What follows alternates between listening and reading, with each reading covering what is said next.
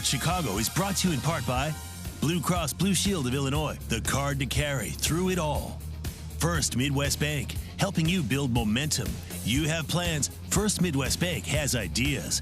Xfinity. Xfinity X5 delivers blazing fast Wi-Fi with no curveballs.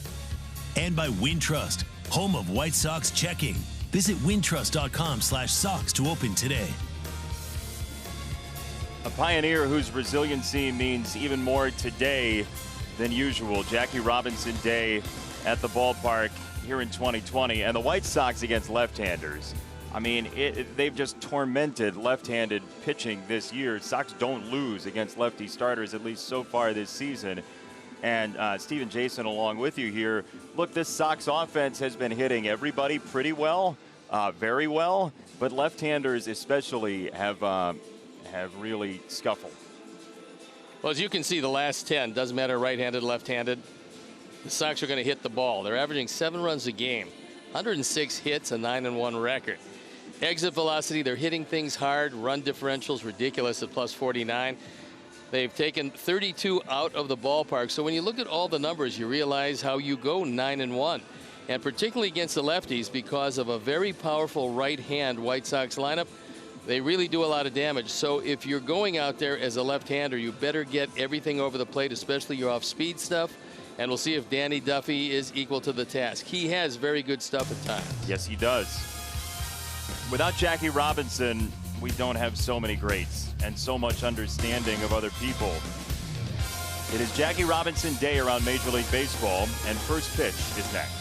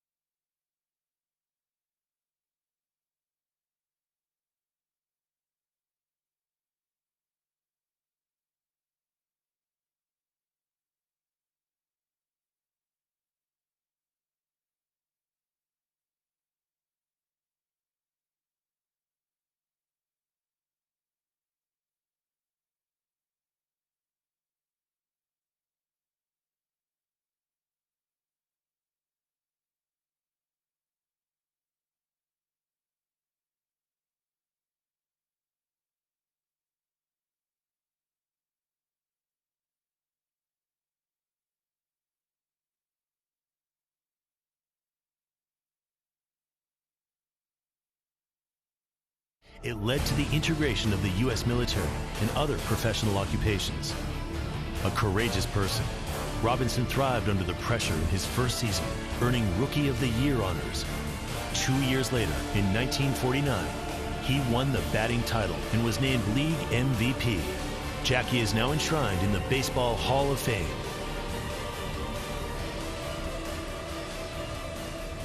Number 42 all across the landscape tonight around Major League Baseball. It is a thoughtful day. It's a day of change. It's a day that matters to so many. And Tim Anderson has written notes before and sent notes before on Jackie Robinson Day. It's extra special today. Here is Tim Anderson's note, and you can read it on the White Sox Twitter account and here, and at Tim Anderson 7. And Jackie Robinson's daughter Sharon responded to that tweet very thoughtfully as well. And it's a very special day around Major League Baseball as we get you set for the White Sox opener against the Kansas City Royals, and 42 on everybody's back and everybody's mind. Well, right now it appears that everybody is ready to play. The only thing that I notice is the fastest pitch that Ronaldo has thrown in his warm-up has been 91 miles an hour. He usually throws 96, 97. Haven't seen it yet, but it looks like, at least for the moment, we're ready to go. It'll be Whit Merrifield to lead off for Kansas City. Sox at 19-12, playing some outstanding baseball. And Merrifield will walk up into the batter's box to start this ball game.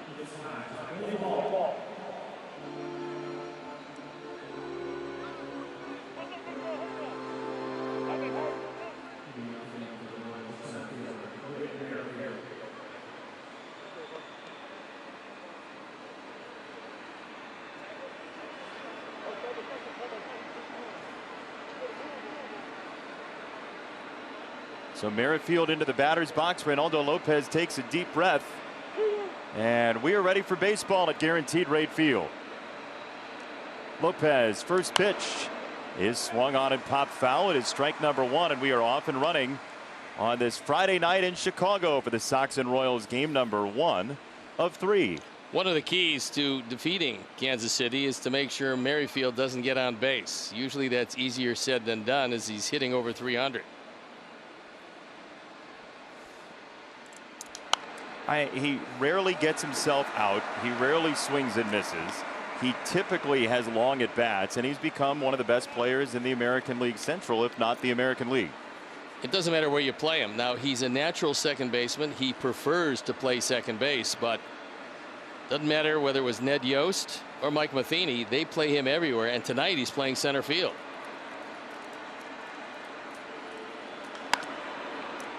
Ground ball foul, third base side, and our Four Seasons weather for the ball game looks like this. Forecast is 42. Well done by our graphics department.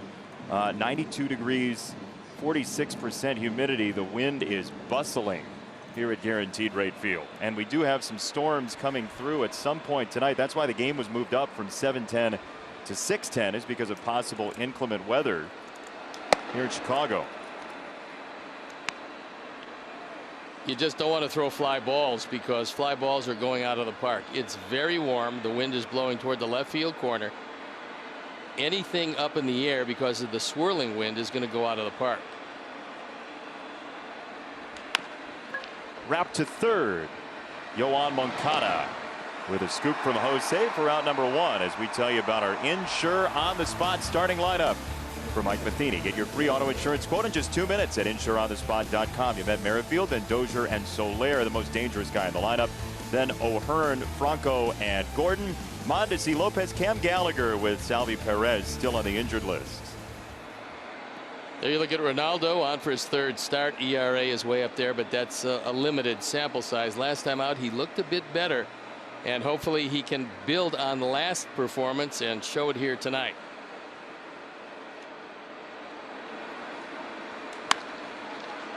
Fly ball right field. Adam Engel drifting back. Adam makes the catch, and 2 down for Lopez in the first.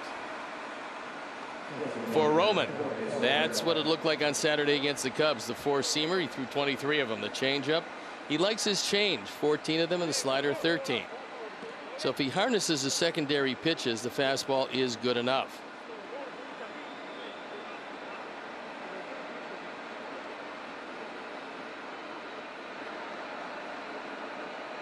Two out, Jorge Soler. He hits the ball the hardest in this lineup. Big home run threat with the single season Royals record to his name after last year. If you go in, you have to go way in off the plate. You don't want to throw him a strike on the inside corner. You're better served with sliders, and he started out with, I think, the second one. That one didn't miss by much. Pretty good pitch.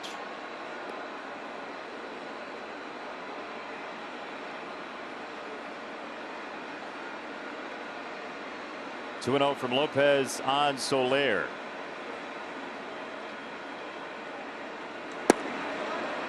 Now 3 balls, no strikes. A low fastball, and you want a flickering 3-0 green light. Soler, you would imagine, has that. I would think he has that anytime he goes up there. Even if he doesn't, he might flip the light switch, change the color. That's a strike. 3-1. That was below the zone. A little low, and I think Soler looked back at Las Diaz and said, will that be a strike all night? Good for Yasmani Grandal. Bring it up a little bit. He did, and did it well. That's a strike. 3-2. That's the spot. If you go inside, just barely tip the inside corner, most of the ball is inside, and Yasmani does a nice job of sealing that strike, if in fact it was a debatable issue. Slider here. Fastball away and keep it down. All right, 3-2. It came in, and it's ball 4. For UI Health, we'll look at the defense, and now Ricky Renteria is going to put him out there tonight. It's Eloy, Luis, and Adam in the outfield left to right, with Yoan, Tim, Danny, and Jose in the infield. Yasmani Grandal's got the plate, and Ronaldo Lopez walked his first man of the night, and he's got to deal with O'Hearn, who's swinging it pretty well right now, by the way. Yeah, he was the bad luck guy on the Royals last year. His expected batting average was much better than his actual batting average, and the Adam balls have stopped a little bit for him.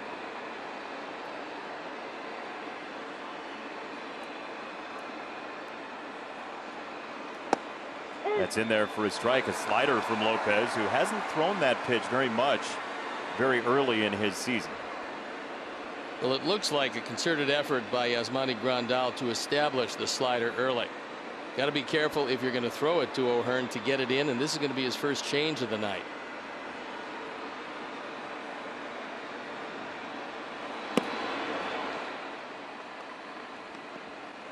Came in at 85, which is faster than his average changeup, and sometimes you get a little excited to throw the changeup, and that'll happen, right?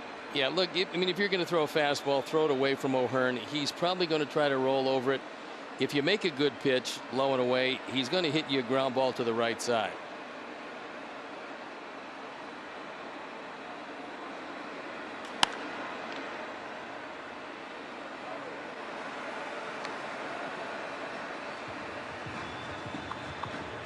Look, this Royals team comes in at 12-19, but you look up and down the schedule, they have been in most of their games. They've been a very competitive team under Mike Matheny in his first season over from St. Louis.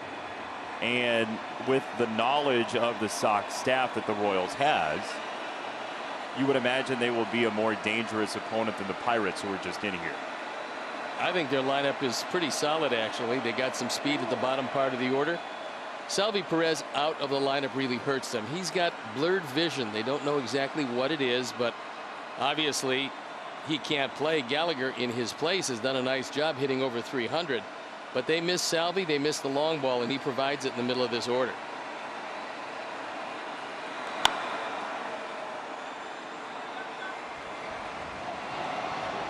Tim Anderson makes the catch, and that does it. Kansas City finished in the first. We'll see T.A., Eloy, and Yasmani next. As Grandal, he'll swing early. Abreu, Encarnacion, Moncada. Robert, he'll swing early. Mendick and Engel, your starting 9. There's a look at Danny Duffy on for the 7th start. He's been pretty good. ERA just under 4. He's throwing more sliders than curveball these days. He used to throw a big curve. He's working in a changeup, and as you can see for Roman, Jose has hurt him. Tim has really hurt him, and I'm looking for big things for Tim tonight. You are? Yeah, I am. I think that especially on a breaking ball, if Duffy wants to throw sliders to Tim, I think it's going to be a problem for him. We'll see if he decides to use them.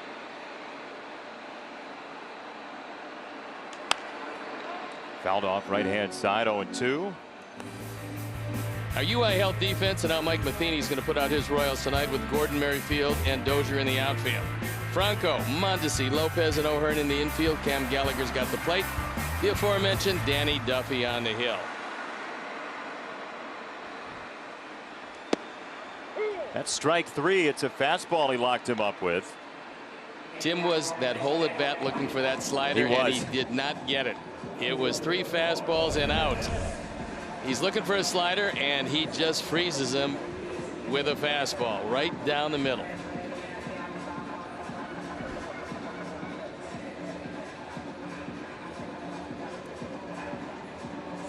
One out, Eloy Jimenez, who every game now is making acquaintances with the plate umpire in his first at bat. What makes him so tough is that he uses the whole field. He loves to hit the ball to right field, so if you stay away, he'll go that way.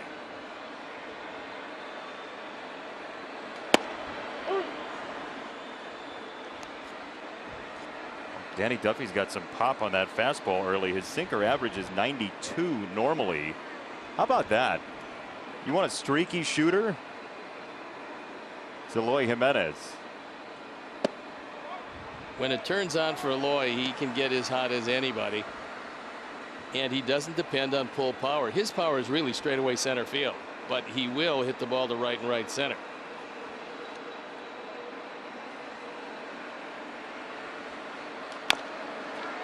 Tapper foul, third base side, 1-2 on Eloy Jimenez, who would on a normal team have the home run lead. But Jose Abreu went bonkers at Wrigley Field and now has 12 at the top of the American League. But Eloy with his 10, he put up 31 last year in his rookie year. Eloy did, and Abreu's got the 12 now. But you could see Eloy Jimenez ending up 20 and upward in a 60-game season. Little tapper, Duffy can't get it, and so Eloy is safe. He was destined for an infield single that at bat. The foul chopper, just a small bleeder, and then that one past the mound. I think the surprise for infielders is Eloy runs a lot better to first base than they think. When Danny Duffy missed it, there's really no chance to get him. And O'Hearn does a nice job because his responsibility is get the baseball. If you can get the bag at the same time, that's good. If not, you make sure the man's at first base. So Eloy, sniffing a base hit, beats it easily at first. When he got into that stride, maybe the third step there, he stopped being the upright left fielder that we typically see, and then he went into runner mode, and there is some good speed there. Yeah, he's tough on an infield tapper to throw out. One strike on Yasmani Grandal.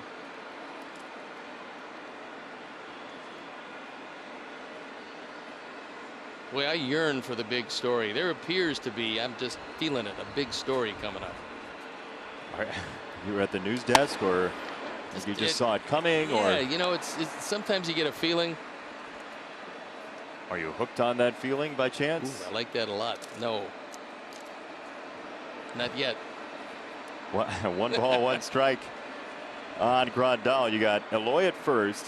Sox trying to again load up on pitch count in the first inning. That's been a specialty during this winning ways the Sox have put together.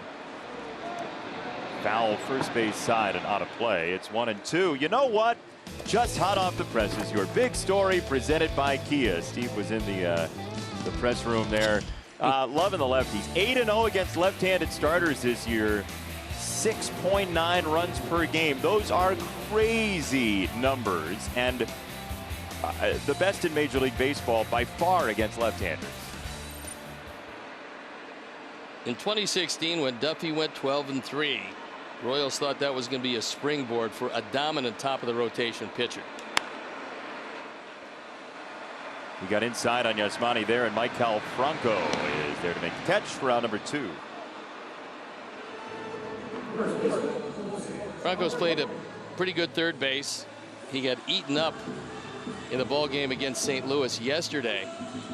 Kansas City had that game put away. They had Rosenthal in the game. He ran out of pitches, really too many pitches, as they took him in a save situation actually in the 8th. Mike Matheny then allowed him to start the 9th.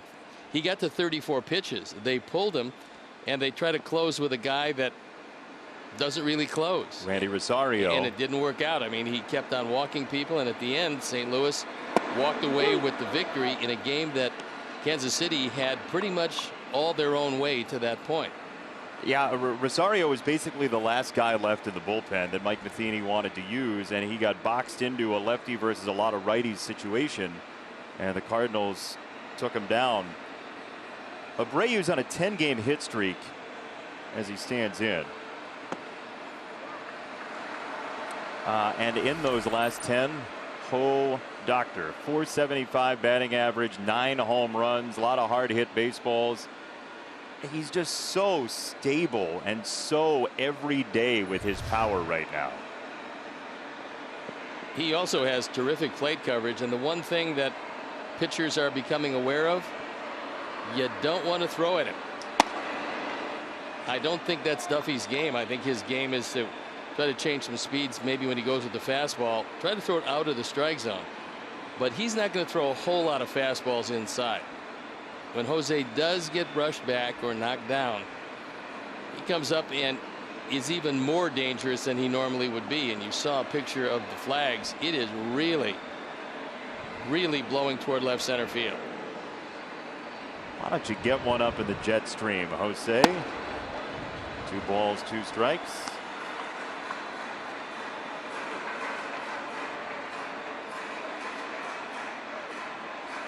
Showed you the Sox are just a half game out of first place. And again, the top 2 teams in each division make the postseason this year. So the Sox are in very good striking distance to make the playoffs, certainly this year.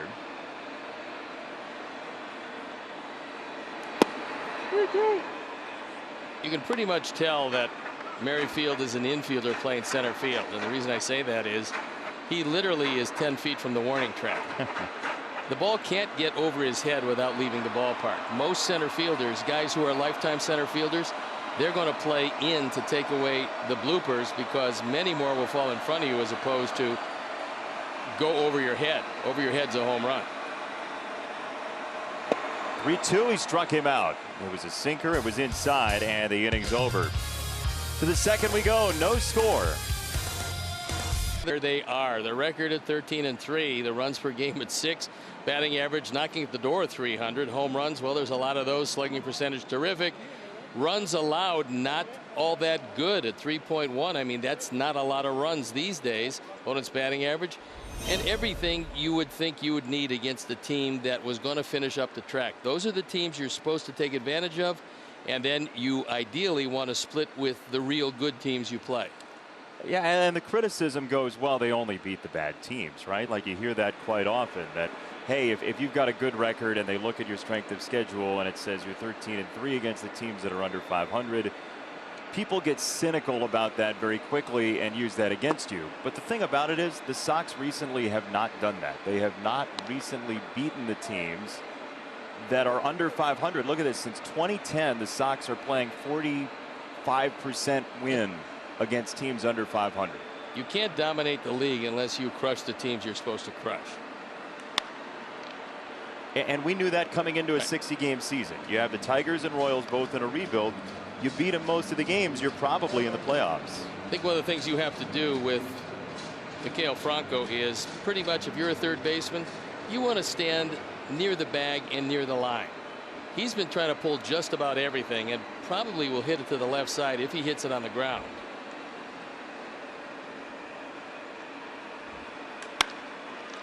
Oh boy, surprise party into right center field, and Franco one-hops it off the fence.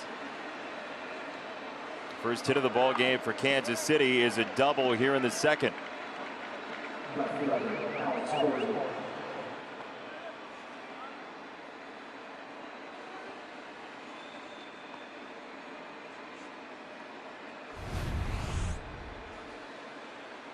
We told you if he hits a ball on the ground, it's going to be to the left side, but this time he just reaches out, crushes this ball in the gap, and a 2-base hit.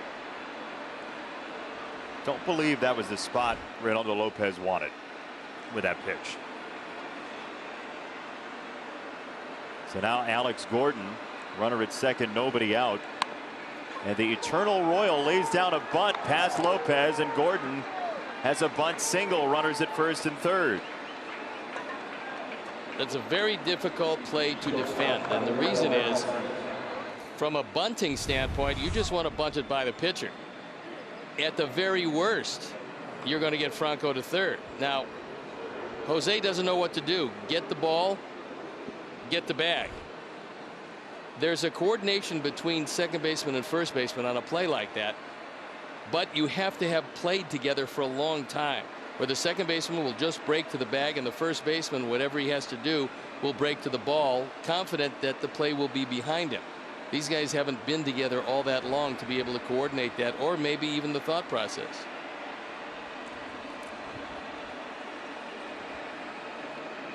So my question to you is, who's the middle linebacker there? Who's in charge of that, the communication between second and first?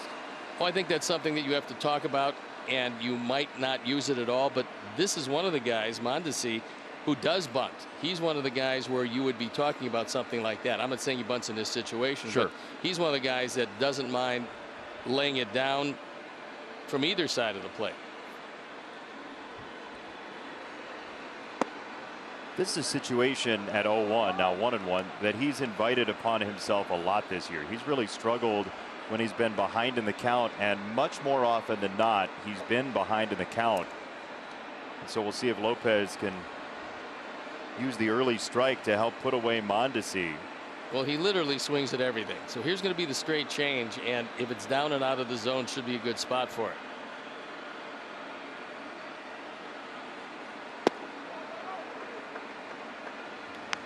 Mondesi has all kinds of skills. I mean, he runs so very well. He's got a cannon for an arm. Defensively, he is very good. Offensively, at times, he can appear lost, but that's probably because he's a very young player. But he's not the kind of guy you give up on, because if the light turns on with him, he's going to be really good for a long time.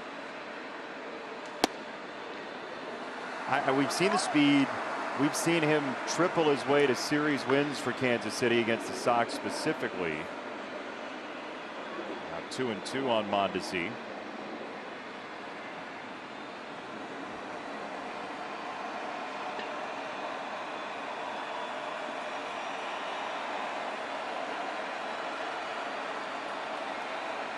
First and third, nobody out. Lopez struck him out, one gone. And now you got a ground ball hitter in Nicky Lopez coming up, who might invite two. Pretty good pitch. He's not hitting his spots exactly. This is as high as he wanted it. It's got too much of the plate, but he just overpowers Mondesi, throws it by him. Big strikeout, ground ball. Hit to the right guy at the right speed, you get out of the inning. But Lopez has pretty good speed, and he's running from the left side.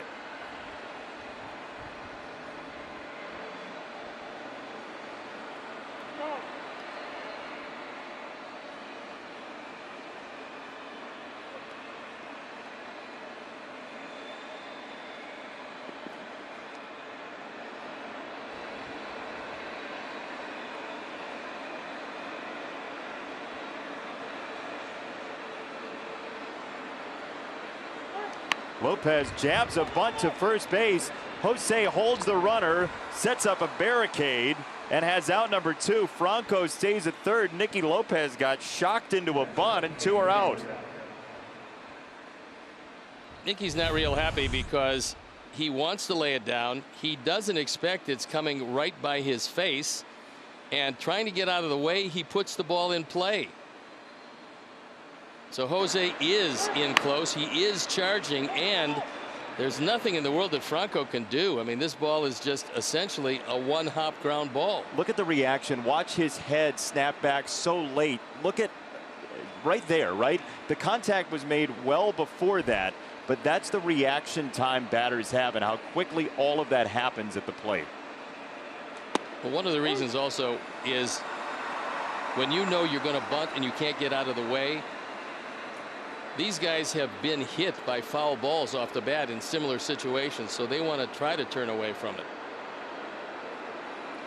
I just think that's the perfect illustration of how difficult it is to hit and how quickly people have to make decisions in the batter's box. But one of the things that I've always said is, and this holds true in all baseball, it's not the White Sox, it's every team. When they do have practice for bunting, they usually have their coaches throw the bunting practice. You don't have one of your pitchers who's supposed to do a side session to allow you to bunt against, because he's going to be throwing 93, 94 in a side session. When you go out to bunt, that's what you have to bunt against. It doesn't really help you to bunt against somebody throwing the ball 75 miles an hour. It just doesn't. Or a machine that throws it in the same spot all the time. That doesn't help. What helps is to get a pitcher maybe when he should be throwing in the bullpen, throw you bunting practice, and then you don't know where the ball's going. He doesn't know where the ball's going, and that's when you become a good bunter, if you can do that. Just let it rip in full like you're throwing a side set. Well, because otherwise, I mean, you're getting bunting under game situations that way. Check swing, and he didn't go. Ooh, I thought actually Laz Diaz might make the call himself. Nice play by Yasmani, and this should have been the end of the road, but you see Ryan Blakeney says nope, he did not go, and he lives to fight another day. He went less than I thought real time based on the replay. Yep. Second and third, 2 out, and a 2-2 for Cam Gallagher.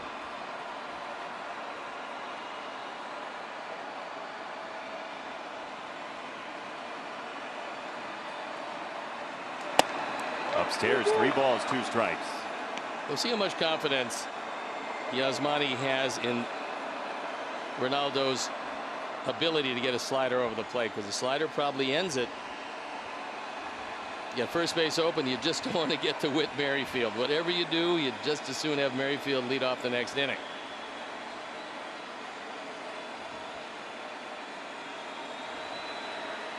Let's see, 3-2 for Gallagher. Popped it up, right-hand side. Abreu, and Reynaldo Lopez avoids the Sledge-O-Matic. No score, bottom 2. It said, where's the offense? Yeah. Here's the offense. Right, that was people getting almost drowned as they were jumping off the ship, but things righted itself and worked out pretty well so far.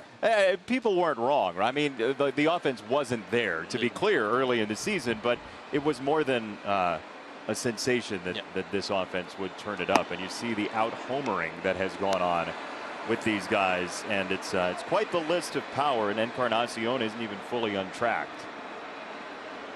Nor is Mazara. I mean, you get a couple of guys that are yet to really start to heat it up, and hopefully they will. Speaking of, this might be the stickiest day at the ballpark so far this year. It is indeed that. You can see it on the players. It's pretty uncomfortable. We'll see how far the pitchers can go. Did you like pitching in heat? Yes, I loved it. The more humid, the better I liked it, and the reason is the more humid, the more moisture in the air. The more moisture, there's more resistance as it grabs the seam. The breaking ball breaks much better when it's very humid because of the moisture in the air. And so, to me, heat didn't matter because I knew I was in better shape than these guys I was competing against. I wanted humidity. How did you know you were in better shape? What did you do? Ran 6 miles in the morning and 6 at night. Wow. And then I ran when I got to the ballpark. And the reason I did that was because my pitching coach said, I don't care what you do in the morning and night, but we run as a team. That was the whole philosophy of Baltimore at the time. Everybody was a team. And so that's what I did. And I knew that although I hurt, told my body, you can't make me stop. And I was trying to convince myself that I have complete control over how I was feeling on a given day. And it worked pretty well. 6 miles in the morning and then 6 at night? Yeah, and well, obviously on days that I didn't pitch. And so why Edwin is smelling his bat. People ask all the time, why when a guy fouls the ball does he smell the bat? It's because there's a burning smell. Because the ball skims off the bat and it produces a burning smell. And they, I guess, I don't know, maybe they didn't get enough charcoal as a kid. I don't know what it is, but that's why they sniff the bat. Is there an amount of charcoal as a kid that you need to? I guess. That's there for strike 3. And 1 down. I'm going to try my hand at the Steve Stone Create Your Own Segway kit and tell you the 2020 Chicago White Sox are presented by Guaranteed Rate.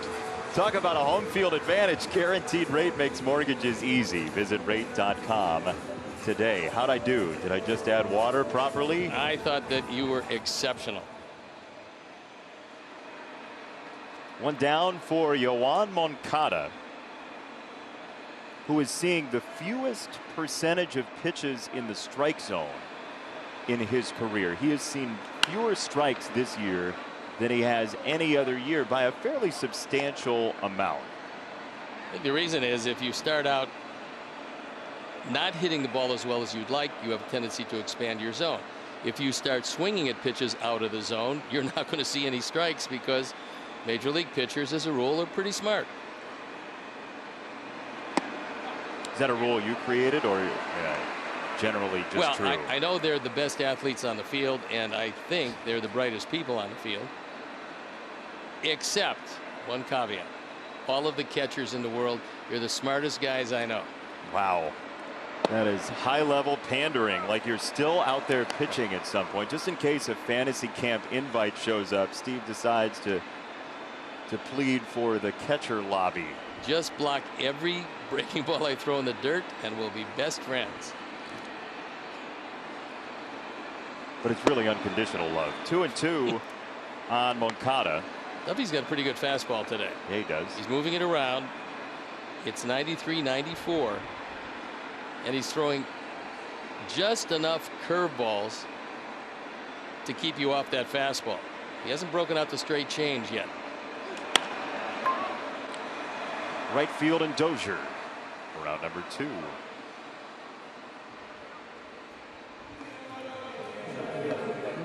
So I've had a lot of people who are jumping into White Sox baseball, haven't watched a whole lot of White Sox baseball. They've seen maybe 2 games of Luis Robert. And the first thing they say is, what's the deal with this guy? Is he for real? What's inside of him? I want to know, if somebody asked you to explain Luis Robert in one sentence, what would your Luis Robert headline be? Think about it. I don't think I need a sentence. Unlimited potential. There is truly nothing he can't do. And when he starts to get confidence to take the first pitch on occasion, he's going to even be better. Luis drills this ball right field and gone. Bring him home. Took the first pitch. He's going to be better. That's 8 home runs, 19 driven in, and astonishing power. Well, unlimited potential, I believe, is the headline that you put out there. I mean, that's what it is. He is a huge ball of talent that's yet to be realized. He doesn't know how good he can be. Ford home run replay. This ball is out away. He takes it out of the park. Get it up in the air. That's pretty much all you need. Dozier runs out of room. Sox on top. And surprisingly enough, via the long ball. So outscoring opponents 33-4 on home runs at this point. And this, by the way, is the one season in Major League Baseball where if you fake a high five to the third base coach, he's not irate with you. It's appropriate.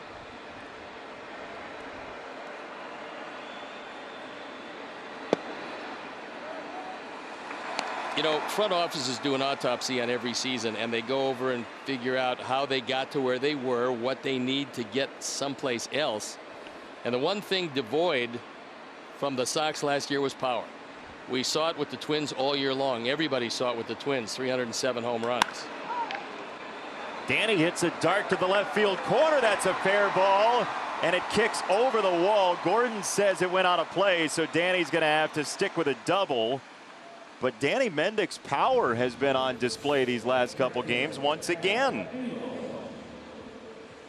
When you lose your everyday second baseman, you just hope that the guy you replace him with plays a competent second base. Danny Mendick has played so much more than a competent second base. First of all, he's really starting to sting the ball, and he's hitting it to all fields. This is a ringing double. He's much better than a player who is going to fill a spot every now and then. He's hit 3 home runs. He's hitting close to 270, and he makes all the plays. You can't really ask for anything more. But the Sox needed power, and that's exactly what Rick and Kenny did over the wintertime. They knew they had to add because they knew they'd be staring right in the eyes of the Twins for quite some time. And they brought in guys who can hit the ball out of the ballpark. Luis Robert was here, but he's one of those guys. This is such a powerful team these days. Adam pops it up first base, and Ryan O'Hearn backpedaling to make the catch. The wind is making it a house of mirrors out there. And one of those mirrors was shattered by Luis Roberts. Opposite field power, 1-0 Sox. Files time. Okay, so this is a Sox player who won the Legion of Merit Award, is a native of the Crescent City, and once held the single-season White Sox RBI record. Andrew Benintendi. Wrong Sox. Oh, you're getting further away from yelling George Bell and being right. I think I got it. You do? Based on some research over the past couple days. Yeah, but I mean, your research is second to none, so I would think nothing else, but you know that answer already. Just spit it out if you have it. Ruin everybody's night at home. Well, that's the way you play Sox Files.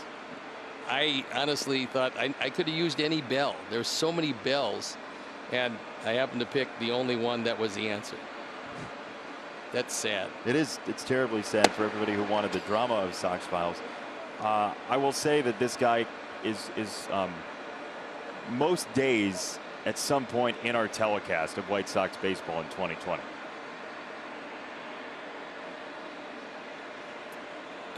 Tim Anderson.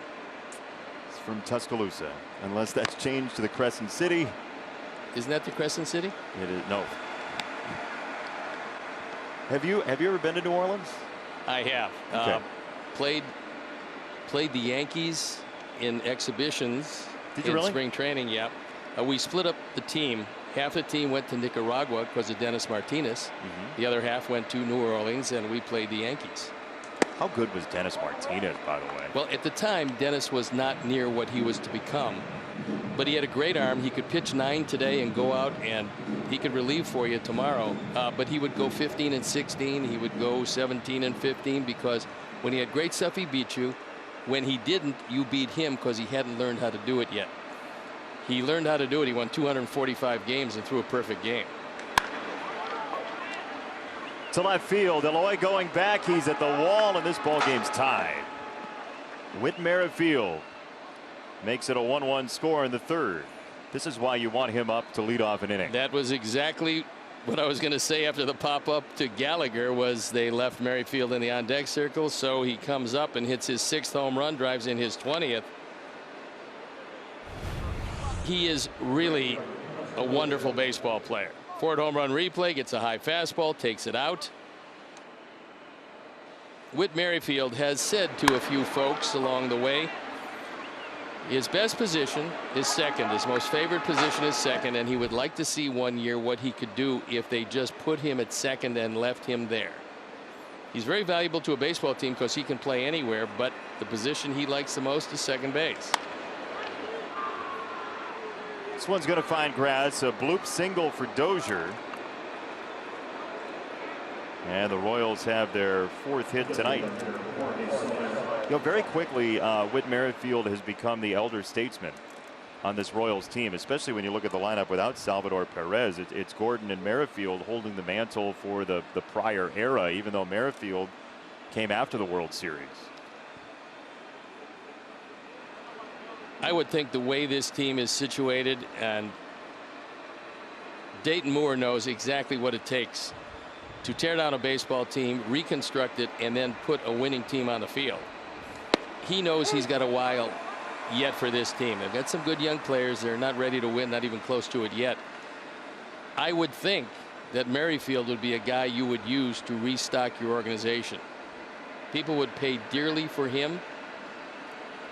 And I don't know if they're going to be ready to win while he's still in somewhat of his prime. He's a little bit older because he got to the major leagues later. you could see him having 4 or 5 years left, certainly. Oh, no, he's going to be a good player for quite some time. But again, you know, if he got here as a 23-year-old, you could see those prime years extended, but he didn't. It took him a while.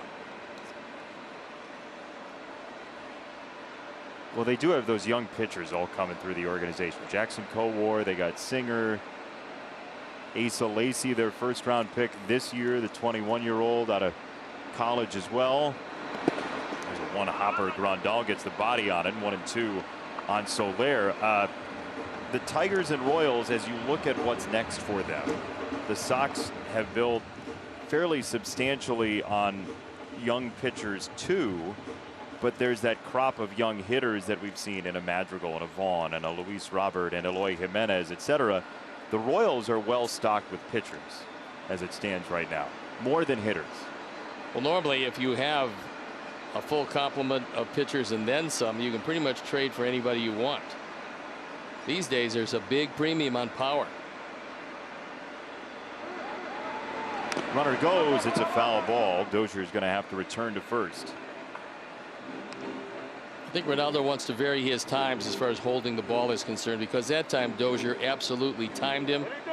He took off. There was no way they were going to throw him out at second base. Unfortunately, Soler did foul it off. Who taught you that? I tried to talk to the best base runners I could find in baseball. Who would talk to me? I talked to Lou Brock. I would look over at Lou Brock. He would be standing at first base with no lead whatsoever. He was keyed off my front shoulder. Sometimes they key off your back leg, your knee. Long hold this time and time called. That's what happens. The most difficult pitcher to run against is a guy that will hold the ball indeterminate amount of time, so you can't time him with your lead.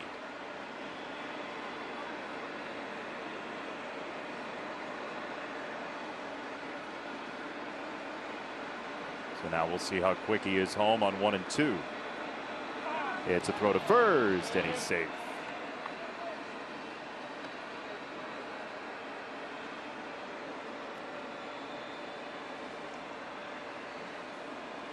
I think when you talk to good base runners, if they're honest with you, they'll tell you that this is what I key off, and then you have to do something to try to combat that.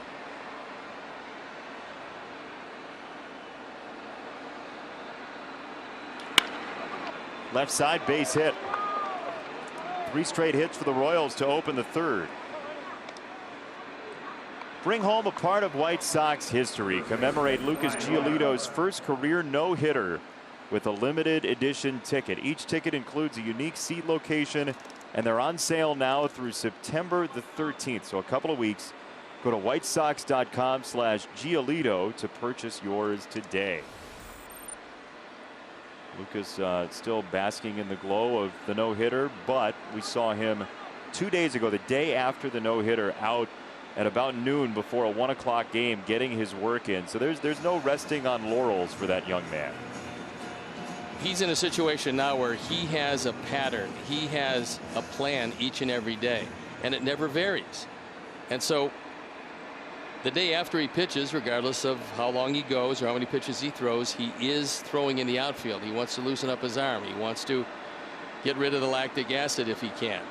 All the soreness, you're trying to get away. All right, so explain to people who don't understand the lactic acid. Well, it's a buildup in the muscles, and it makes you sore. And you have to, by working out, it goes away. I mean, if you were to just do nothing and hope that it went away, it would take longer to do that. So that's why a lot of guys, and you pick what you want, a lot of guys love to throw very hard, get a good blowout on the second day after they pitch. On a 5-day rotation, every pitcher varies. Some pitchers like to throw on the second and third day. Some pitchers like to throw hard on the second day, a little bit on the third day, and then just play catch on the fourth day before the 5th day. Everybody does something different. Some guys like to play with their beard. I mean, it's everything. You know that by experience? Is that? Nope, never had one. Not even once? Not even in the lost decade? Nothing. Huh. Right side, that's a base hit. Robert has to go into the gap to clean it up, and Dozier scores 4 straight hits to open the 3rd inning, and the Royals take their first lead in this series.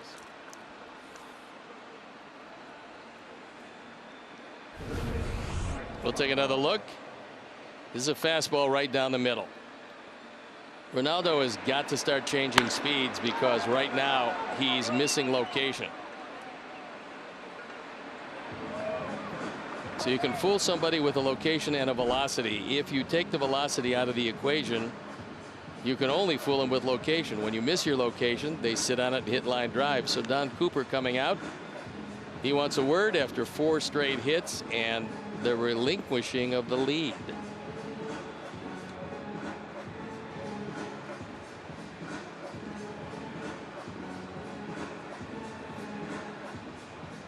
Don Cooper, Yasmani Grandal, Reynaldo Lopez talking it over with nobody out and 2 on. And we have not seen a whole lot of early deficits in this run for the White Sox. And it's been Gio Gonzalez in back of Reynaldo Lopez since he came off the injured list, and Gio getting loose after a very nice outing in his last time behind Lopez. That was against the Cubs.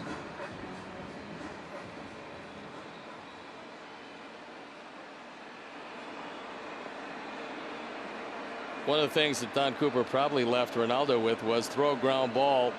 Don't worry about the man at third. You concede that. You try to get 2. Stay out of the big inning. First pitch. Ball 1.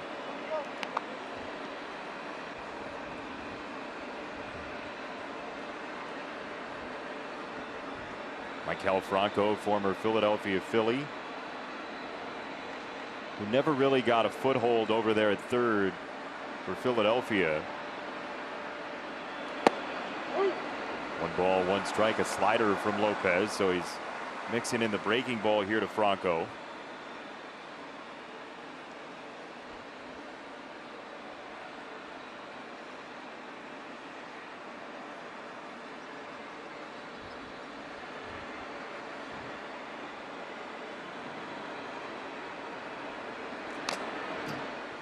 To the screen, 1 and 2. That one looked like it got a piece of Las Diaz, and Yasmani was asking if he was okay. He says, yep. Thanks. Yes, I am. Thanks for asking. Love the collegiality between umpires and catchers. One of the great features of baseball sportsmanship. They know exactly what each one is going through, because they get hit just about the same amount. Strike 3 on a slider. Franco's scream you could probably hear in Jackson County, Missouri. Good slider. The best of the night for Ronaldo. He puts it right where he has to. You see the spin. Nice job by Grandal of framing it. And Franco says, oh, no, no, no, no, no, no, no. I think he said it, I think 8 times, maybe 9 no's. Nobody can do the shake. Tell it walking. 1 down. First pitch swinging at a foul ball from Alex Gordon. So it looked like Gordon caught somebody on the backswing.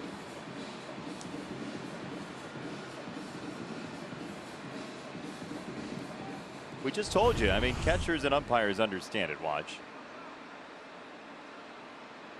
Yep, he certainly did. Boy, all you kids out there, you want to be an umpire or a catcher? This is the inning for you. Tough jobs. Slightly bounced away, and that takes the double play out of order. O'Hearn to second base.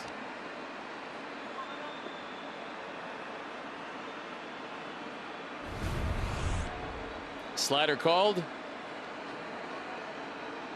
Hits off the heel of the glove, then the arm, and bounds away. So no advance on the runner at third. But ground ball now is not a double play, it's a run.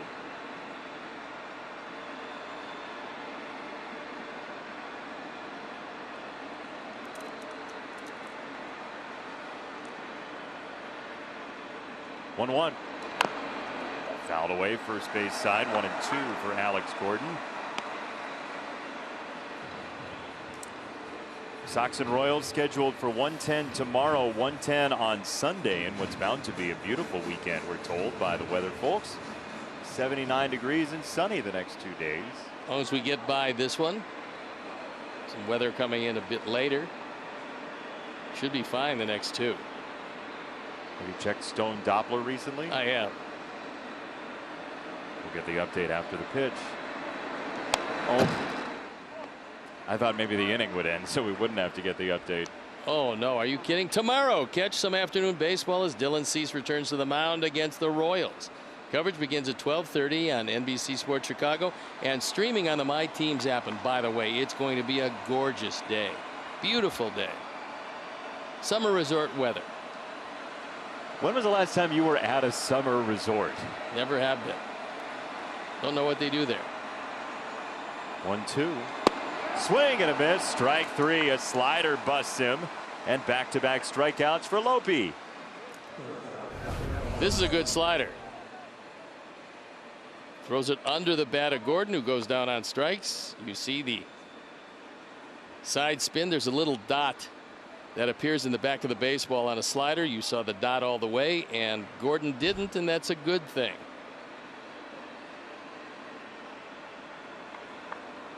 So now Mondesi, and we told you the importance of strike one against Adalberto Mondesi this year, which Lopez got his first time around. Second and third, 2 out. And there is strike one on Mondesi as Grandal tracks down the slippery baseball. So here's the conundrum, if you will. Okay. Mondesi will swing at just about anything. So if you stay down and out of the strike zone, Yasmani knows he's got to smother anything because you've got Soler 90 feet away from the third run. You don't necessarily have to throw Mondesi a strike because he's going to get himself out of the strike zone. And we'll have to see where Yasmani decides he wants to throw it.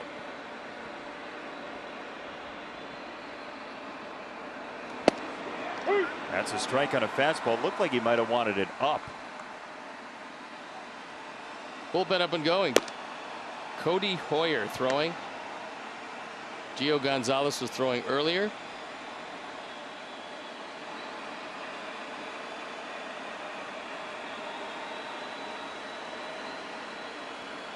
Maybe Hoyer for an inning that continues, and then Gio comes in for a clean inning in the fourth.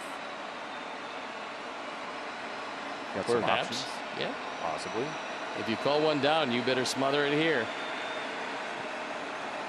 0-2 for Mondesi. Check swing, no sir. DJ Rayburn says you get another pitch at least.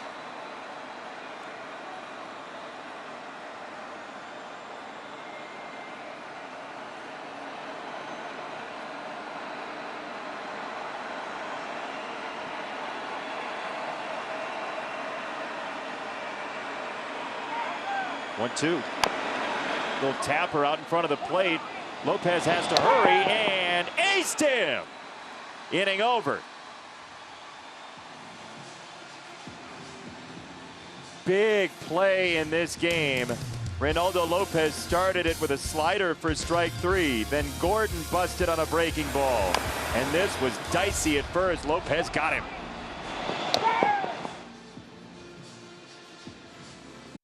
Earlier, and watch this ball. If it goes off the net, that should be in play and not granted the grounds rule double that Alex Gordon asked for. And since it ricocheted off that net, I believe Ricky Renteria went out to discuss with the umpires what the ground rules are for this ballpark. And as you watch, if it bounces over into foul territory and ricochets off the net and nothing else, it is our understanding that that should remain in play. Not that Danny was going to get anything different out of that, but instead of a grounds rule double, you should have had the ball in play. I think that's a triple if it's in play. You think so? Yeah, I do.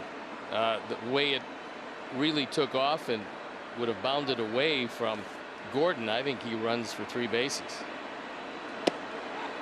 See how big of a play in the game it was. I mean, would have been runner at third, 2 out, rather than runner at second, 2 out.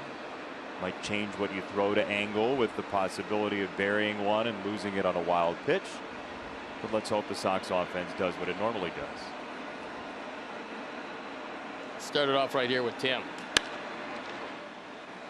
To right field. Dozier drifting, still going at the track, and he makes the catch. One down. Let's get you caught up. Brought to you by Honda City and caught up on more than the rules of the left field corner. Luis Robert, easy for me to say, deep to right field, solo home run, kaboom.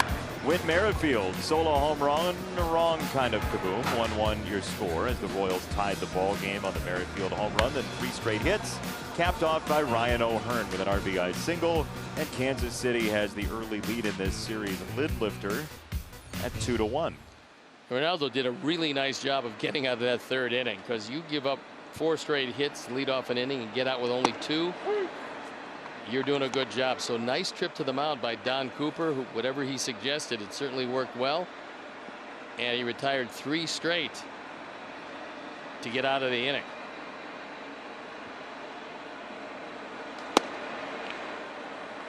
Nice try by Gallagher to drag that 6 inches or so. I like watching catchers and their sleight of hand, trying to frame just about anything. Well, if you remember the Bronx Tale, you might as well give it a shot. He took a shot. Up the middle by Eloy. That was a pond skipper, and the throw is on target. Nicely done by Nicky Lopez for out number 2. He's played a very good second base. Normally, you would expect a base hit on this. That's normally. Not this time. I mean, he hit that ball really hard. Great play by Lopez. And he gets him at first. He's got to make a blind throw, 360 spin, trusting that it's going to get there, and it's exactly where it went. Naperville's Nicky Lopez, and credit to him, he did not overthrow that ball. He found the target, and 2 gone. Grandal takes ball 1.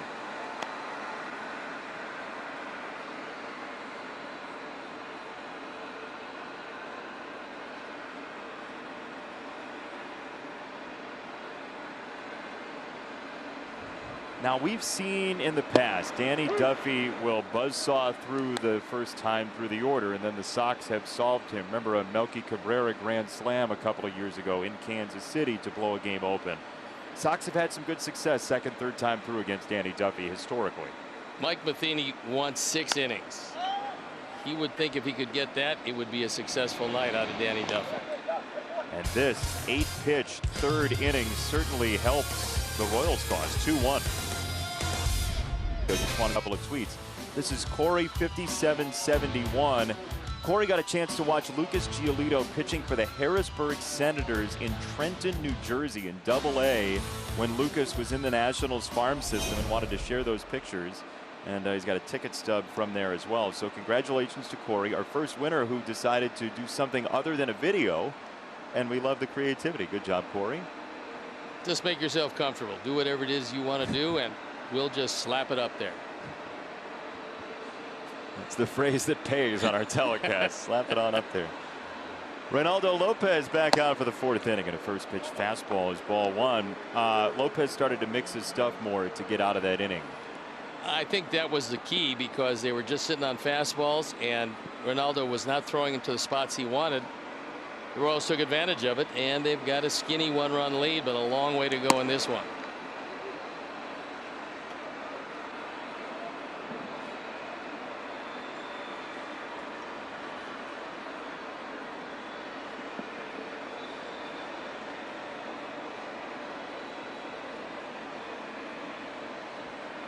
Two 2-0 on Lopez. And it's a fastball high. 3 balls, no strikes.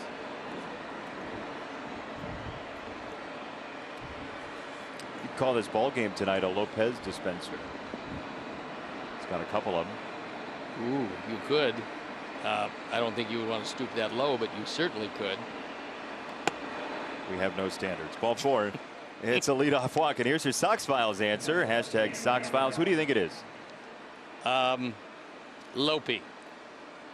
He's from New Orleans now? Well, could be. Did you watch the feature that Ryan McGuffey did?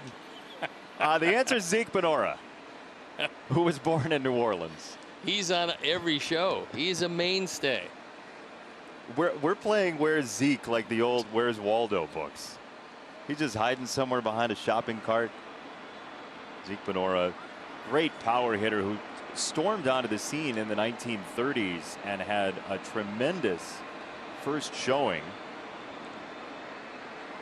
in the mid-1930s and is part of every Sox home run leaderboard for early in a career. And there is old Zeke, who was nicknamed Zeke because he had a great physique.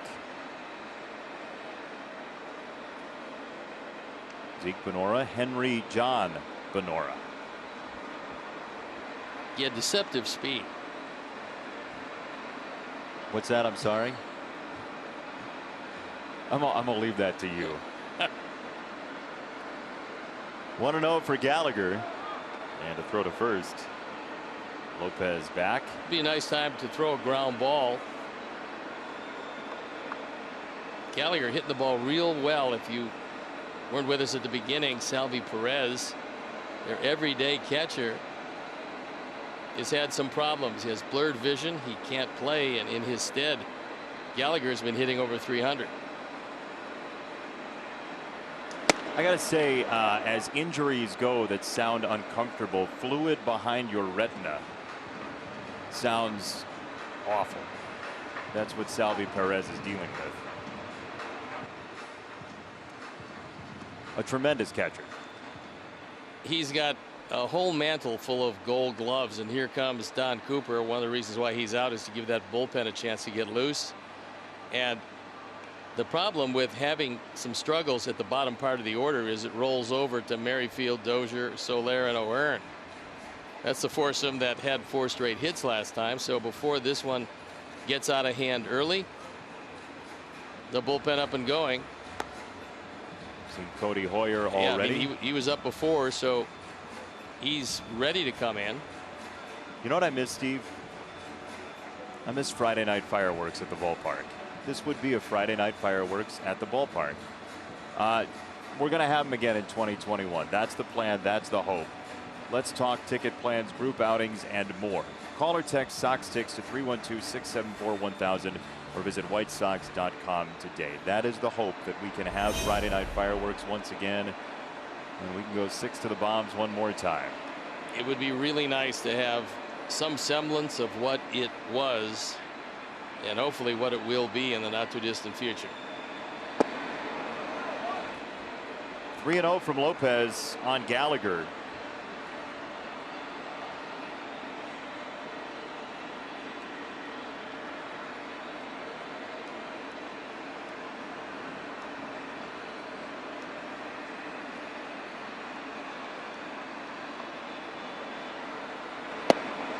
That's a strike. 3-1.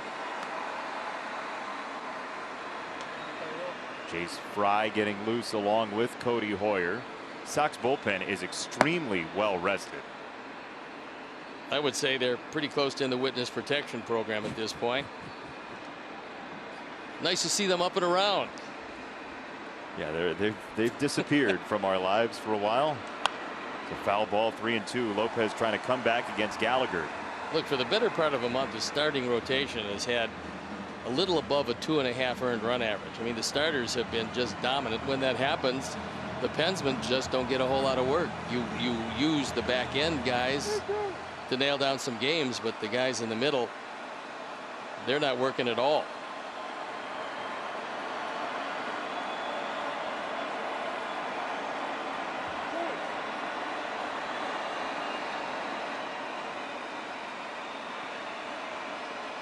What do you throw here? I think you want to keep it away and hope that Gallagher rolls over the top. Let's see what Grandal wants. Let's see if Lopez can get it there. Looks like it's going to be away. Runner goes. Throw from his knees is there. Got him. Strike him out. Throw him out. That is well timed by the Sox battery. Nice one-hop throw by Osmani. He got the fastball. It is away. He throws it by Gallagher and drops the knee. I mean, one hop right on the money.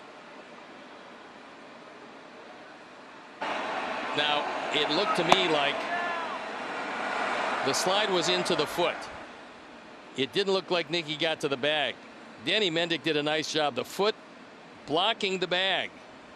Has time to put the tag on him. Outstanding work. Great strike him out, throw him out. Royals lead baseball in caught stealings with 11. That from Chris Kamko, along with this fact that Zeke Benora's nickname was Banana Nose. No. Yeah. Him. Jeez, how'd they come up with that? Just like they came up with Adge for you. It just sort of swirls around you. How adjudicating you are. Just kidding. You know that part on the blender? 2-1, Sox trail bottom 4. Take a gander at Jose Abreu's Major League Baseball ranks. Hard hit balls, he's second. Runs batted in, tied for first. Slugging percentage, fourth. And I mean, we could compile doubles and homers until the first 3 pitches of this at bat, but we don't have the kind of time to do that. This is since August the 16th. Abreu's got 9 home runs. The Marlins have 6. The Pirates have 6. And the Sox opponents have 4 coming into tonight. How about that? Pretty good run for Jose, and it's not likely to end anytime soon. All he needs is one up in the air tonight.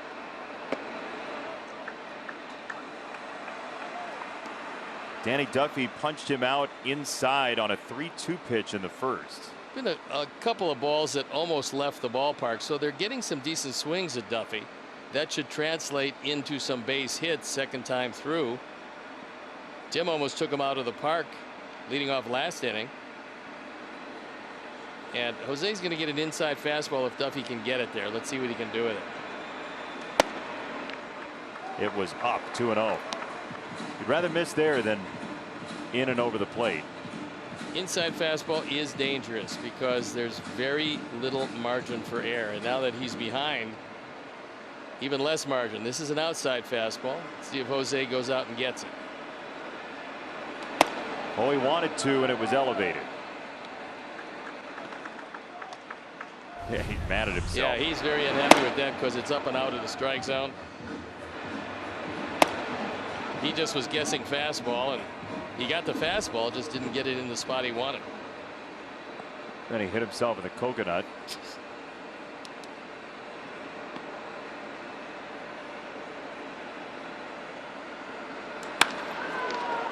Ripped to right center field. Jose's got another gap-worthy baseball as he chugs into second base. Add one to the reel. Leadoff double in the fourth.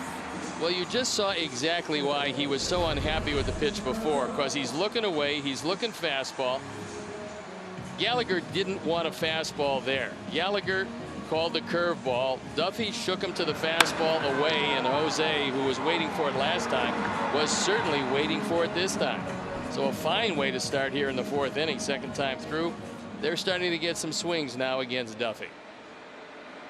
Here's Edwin Encarnacion, who homered on Wednesday and got Joyce Tableson, a season ticket holder, the home run ball. Congratulations to Joyce. Joyce, a 36-year season ticket holder from here in Chicago.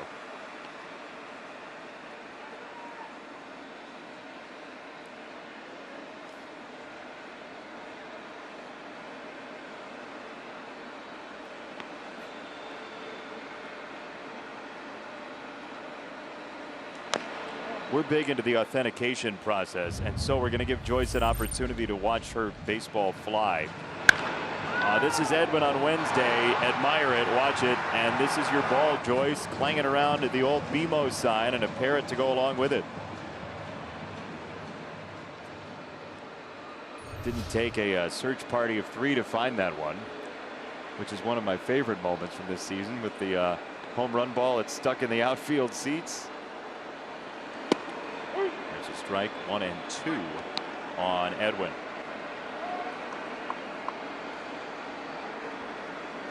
Outfield playing straight away, the infield playing him pretty much up the middle, but as a pull hitter on the left side.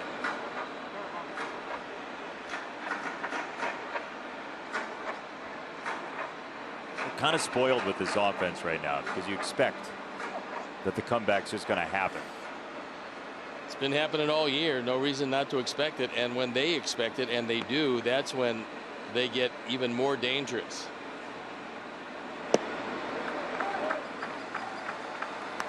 I mean, you hear the clapping coming from the Sox dugout. This is a very engaged dugout, too. There's a lot of watching. There's a lot of learning going on.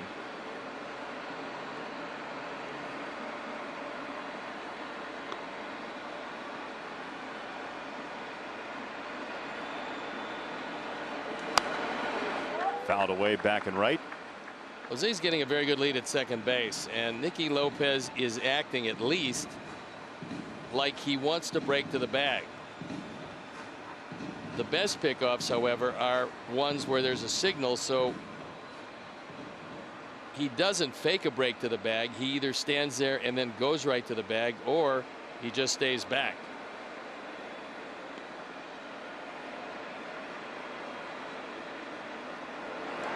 Way up and out, 3-2. That was a changeup that lost its way.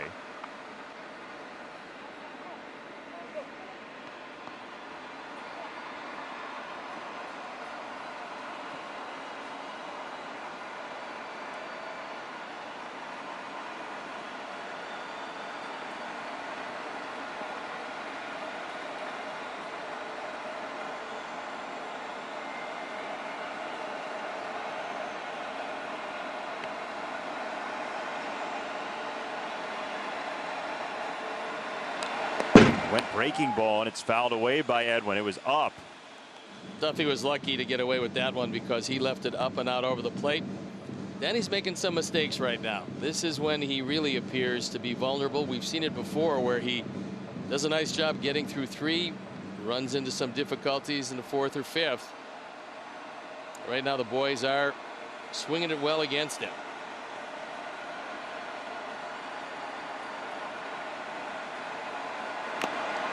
Another foul ball from Edwin. So upwards of nearly 60 pitches now from Danny Duffy. Sox have been very good at scoring late runs, so activating the Royals bullpen wouldn't be a terrible idea early in the game once again.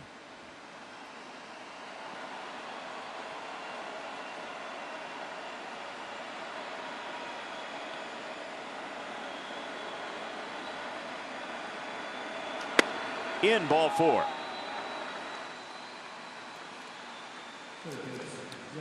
All right, your Sox Math winner. It is a repeat winner. Congratulations to Coach Mazzei. 8 teams in the AL this year making the playoffs times 2. 16 plus 29 scheduled Sox games remaining minus 2. 43 is your answer. Congratulations, Coach. Sox Math presented by the fine folks at GMC. We are professional grade.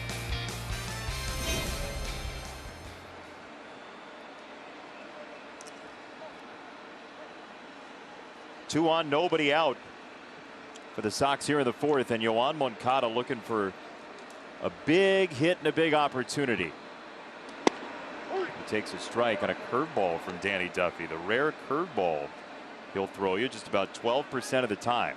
And it's surprising we haven't seen pitching coach Cal Eldred yet.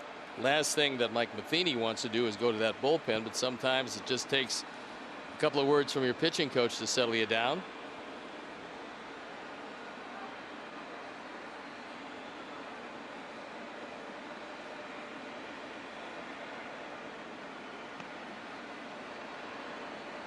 Former Sox great Cal Eldred. Inside, 1 ball, 1 strike. The pretty impeccable command we saw with the fastball early from Danny Duffy starting to go on the fritz. Normally that translates into runs.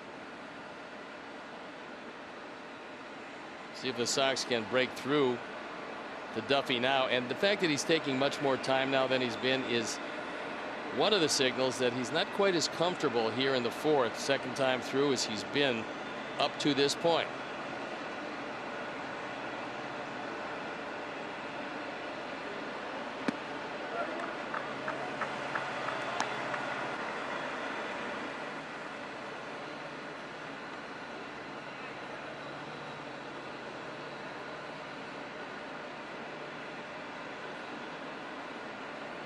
Game moved up an hour tonight because of possible inclement weather later on in the evening. There's nothing on the radar so far, but it is a lively atmosphere as this 2-1 just sneaks in for a strike on a four-seamer. 2-2. You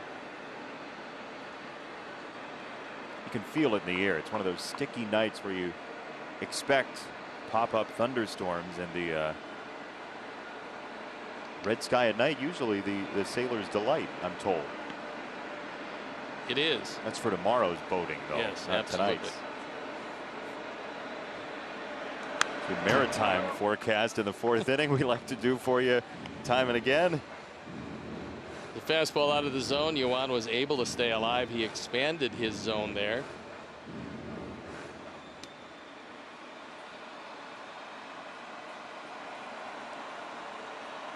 So what do you throw after that? Many times you go right back out there and try it again, but I don't know what Cam's going to do.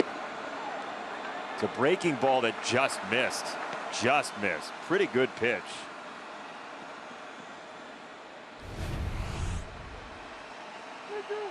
Nice eye by Moncada. He knew that ball dipped down and out of the zone. 3 balls, 2 strikes, a double and a walk, and a lot of pitches this inning for Danny Duffy.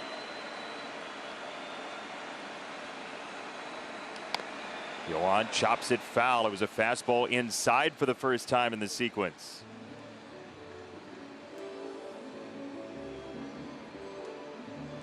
You might be watching right now on the My Teams app. If not, you can download it at this very moment. 20 pitches to 3 batters, and the third one's not even done yet.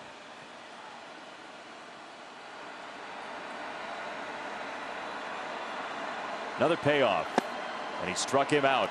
It was a slider on 3-2, and 1 gone. Time now for the Illinois Department of Transportation's safe drive of the game, and it comes off the bat of Luis Robert. Second pitch of the at bat, he gets one away and takes it way back. 105.3 miles an hour exit velocity, and at the time it was 1-0 Sox.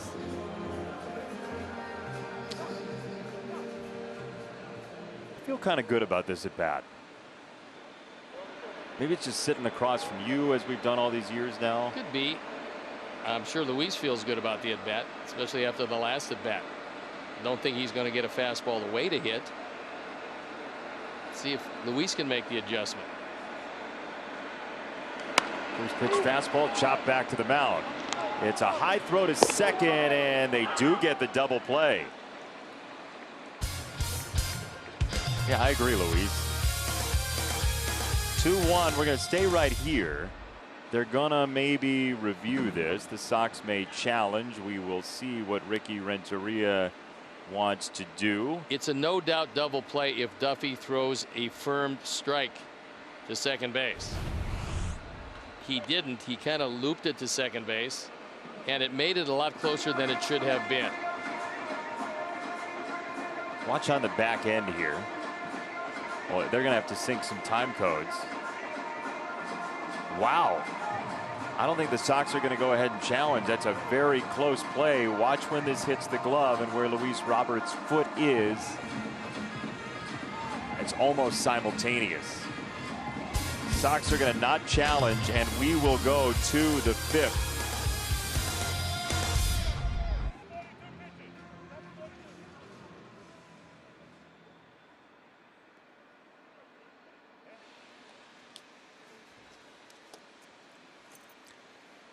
Your scores. Sox are trailing the Kansas City Royals. We thank you for joining us tonight, wherever you might be. He's Steve Stone. I'm Jason Benetti, and the Sox will turn to the bullpen.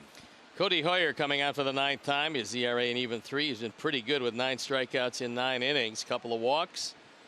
He inherits a 1-run deficit with every intention to keep it right there.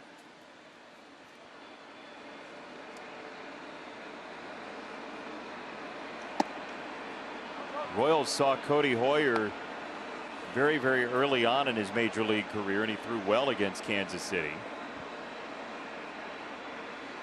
Dozier, a very smart baseball player. In every aspect of the game, was a third baseman. Now they've made him into an outfielder, but he's a smart hitter. I think maybe it took, in their eyes, maybe a touch longer than they would have liked, but he has developed nicely and now very valuable member of the future of the Royals.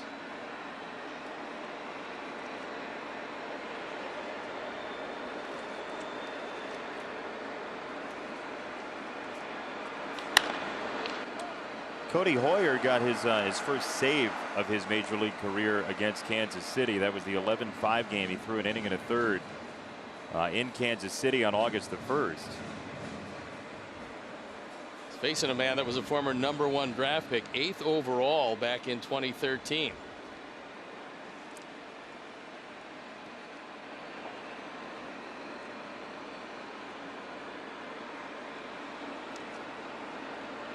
The Royals have had a couple of, let's say, delayed blitzes on their first-round picks. Bubba Starling, the other one that comes to mind offensively the past decade. Very similar as far as the progress is concerned. Right now, I think Dozier is ready to have a breakout season. I thought you were going to say strike out, because he in fact did.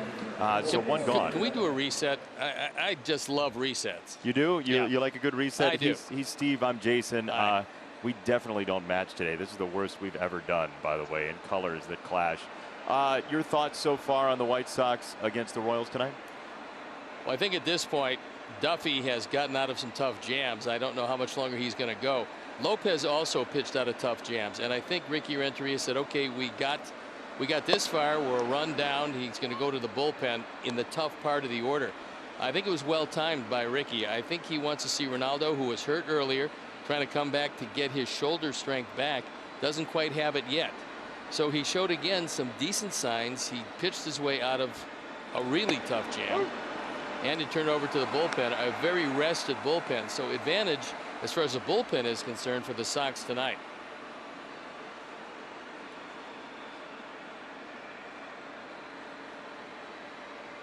Hoyer, first man out of that bullpen against Soler, who's not made an out tonight.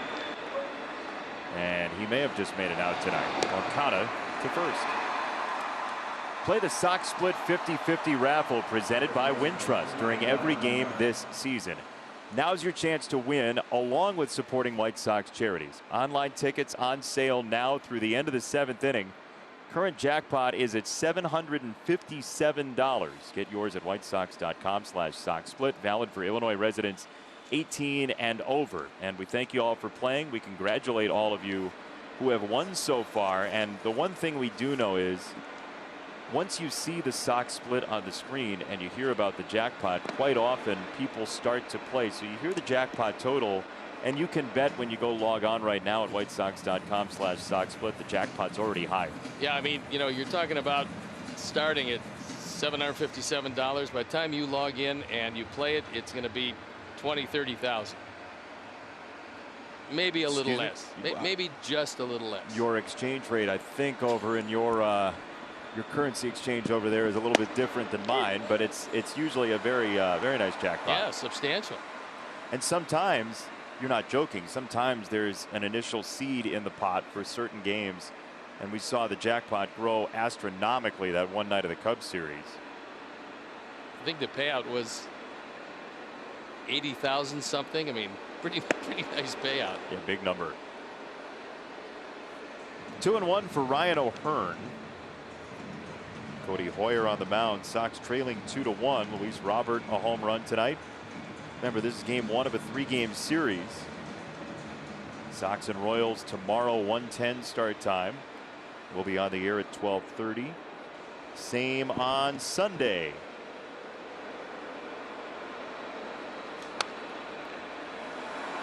Hit movies, current shows, exclusive originals, timely updates. Watch for free, upgrade for more. PeacockTV.com.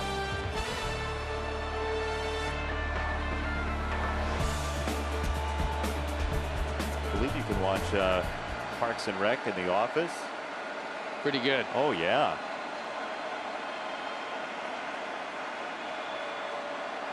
Two and two. Inside with one of those dastardly 98-mile-an-hour sinkers from Cody Hoyer.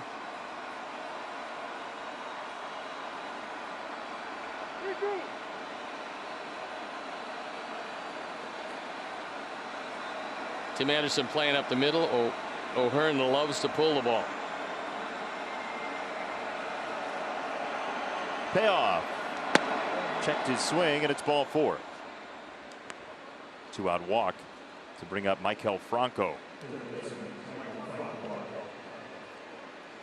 So if the Sox were to win tonight, and they're trailing by 1 right now, but if the Sox were to win tonight, the Sox would be in first place in a tie with the Minnesota Twins if the Cleveland Indians lost. But Cleveland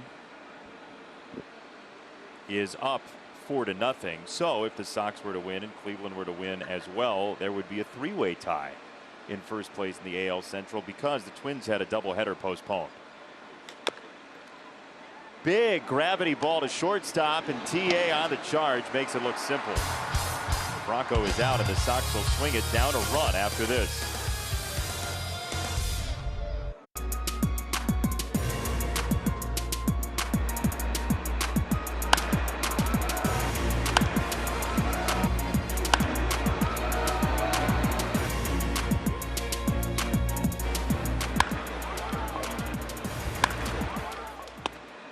What's happened so far as the White Sox trail 2-1 to the Kansas City Royals, and we'd like to welcome all our viewers in Lamont, Iowa, watching on Lamont Telephone.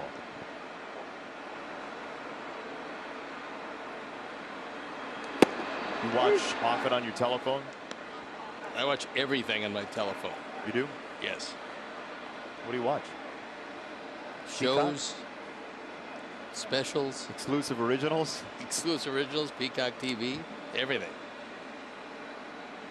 The selling product. 0-2. Swing and a miss, strike 3. Danny Mendick goes down swinging 1 away, and we get a sneak peek at what's coming up. White Sox postgame live presented by Subaru. Chuck Garfien, Ozzie Guillen. What's going on, fellas?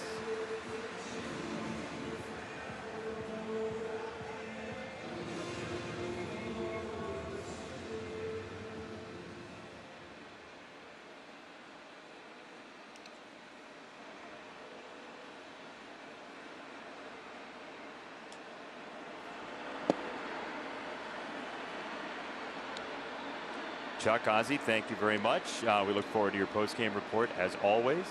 It's been great fun. The group of 3 of Chuck, Ozzie, and Frank Thomas was outstanding over the weekend. Ozzie in his own right with Chuck.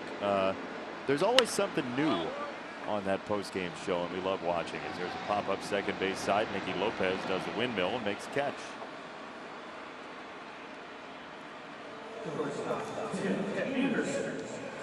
A run down, not much happening offensively, and Tim almost took it out of the ballpark last time.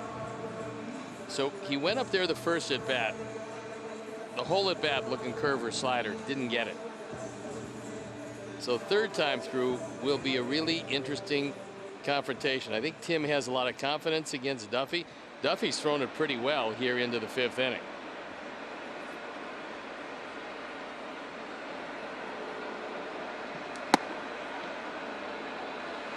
So he throws him a fastball again. I mean, clearly Duffy is staying away from what he believes Tim is interested in. To this point, he is. Now Tim's going to see a breaking ball here. Up the middle, off of Duffy, and he's not going to do anything with it. Look, he was waiting for it. I mean, he's been looking for that the whole night. He finally got it, hit it awfully hard, and hit it off Danny Duffy. So the tying runs aboard. Mike Matheny comes out to find out if his starter is okay. Last thing he wants to do is have to go to the pen at this point, so it's off his posterior, and Tim's aboard with his first hit of the night. And here is a look. Yep. If you're going to get hit, that's a pretty nice place to get hit. All things being equal. Of course, that's easy for me to say because I didn't get hit, but there's lots of worse places. We could change that. I mean, there is a ball up here in the booth. If you wanted to do a reenactment. That would be good, yes. Yeah, so that's what we need is a reenactment of that one. You don't. It was just a suggestion. I mean. Thanks. Off the bat, 94.9 off the cushy part of Danny Duffy. So Duffy thinks that Tim's going to be going. Tim's thinking that Eloy is going to hit one out of the park. Let's see who's right. It's a changeup, one of the few that Duffy will have thrown tonight. He went around a strike. Eloy late realized it wasn't a strike and tried to hold up. He got lucky because high changeups usually go a long way. Especially with his opposite field power. Outfield is way back there. This is a very early no double set. You can hardly be any deeper and stay in the ballpark. High in the air, deep center field, and bring him a shrubbery.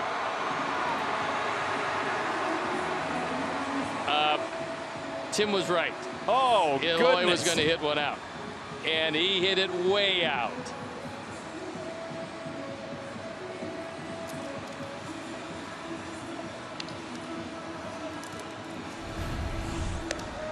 Ford home run replay. I mean, he got every bit of this. This is Hedgeworthy. Eloy knows he got every bit of it, and for him, that's 11.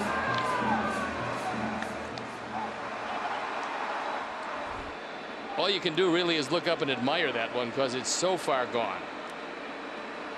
I mean, Whit Merrifield wins the pitcher's best friend award thinking that he had a play on that for a while because that ball was a don't feed the plant shot. Yeah, he had a play for a minute. Only 452. Yep, that's a different philosophy. That's why Tim wasn't even running at all because, well, maybe he could see that one coming. Well, you certainly could. Occasionally you get those feelings. You know, don't give me the occasionally garbage. Okay? You know, I don't want it. Yeah, that he's going to, well, look, that was wind blowing. I mean, you know, he just barely got that. Your humility precedes you. 2 balls, 2 strikes on Yasmani Grandal. I hope people at home understand how fun it is when you get that twinkle in your eye and you like know something's coming and then it does come and then I look over there. Hey, it's not the heat, it's the humility. You know that. Okay. Somehow that didn't tarnish the call you just made. 2-2. He struck him out and enjoys hockey. Inning over, but Stoney. There it is. It's a bomb. Number 11, one behind Abreu. Sox on top via the long ball. An adage historically reserved for old folks. But here, on this team, it's the youth looking up. Feeling immortal, eyes wide with wonder, head full of dreams, knowing the sky's the limit. So much of the world belongs to the young. We chase the next and worship the latest. The Sox youth, some of baseball's greatest. You got to be excited for what's coming. And it's already here. I mean, the Sox are 19-12. We're talking about the future. Future is this moment. The wonderful thing about this lineup is there's not a real soft spot in it as Matt Foster comes on, hoping to continue his brilliance. 17 strikeouts and 13 1/3. He's walked only 3 for the first time after they relinquished the lead. The Sox have retaken the lead via the long ball, and it's a precarious but a definitive 1-run lead. So after you predict something correctly, I do get a wide range of tweets typically asking for advice on things, but this is a new one. Somebody tweeted to me during the break asking if you could give them advice on their 401k. Well, I could, but that wouldn't be fair. I mean, that would take all the drama out of it. By the way, I didn't predict that. Tim did. Yeah, Tim didn't run because he felt that that would be the go-ahead home run. But, you know, Tim might have softened him up like a boxer. You hit him a couple times, starts to fade, and then someone comes in and kaboom. And this time it was Eloy with the kaboom. Sox up 3-2 by CompuBox here in the 6th. 2 balls, no strikes on Alex Gordon,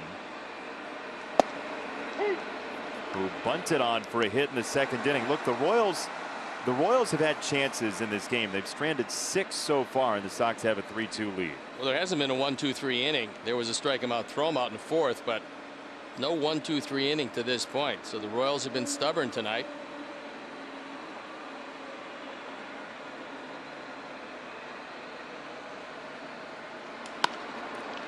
Gordon opposite way.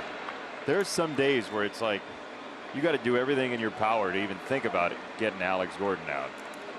And join us on Monday, August 31st at 3 p.m. for Game Changers, Latinos Reshaping the Sports Journalism Industry, a free virtual panel presented by St. Xavier University and Modelo Especial. Latino sports journalists will speak to current trends across sports media and industry growth opportunities, and you can RSVP at whitesOx.com/gamechangers.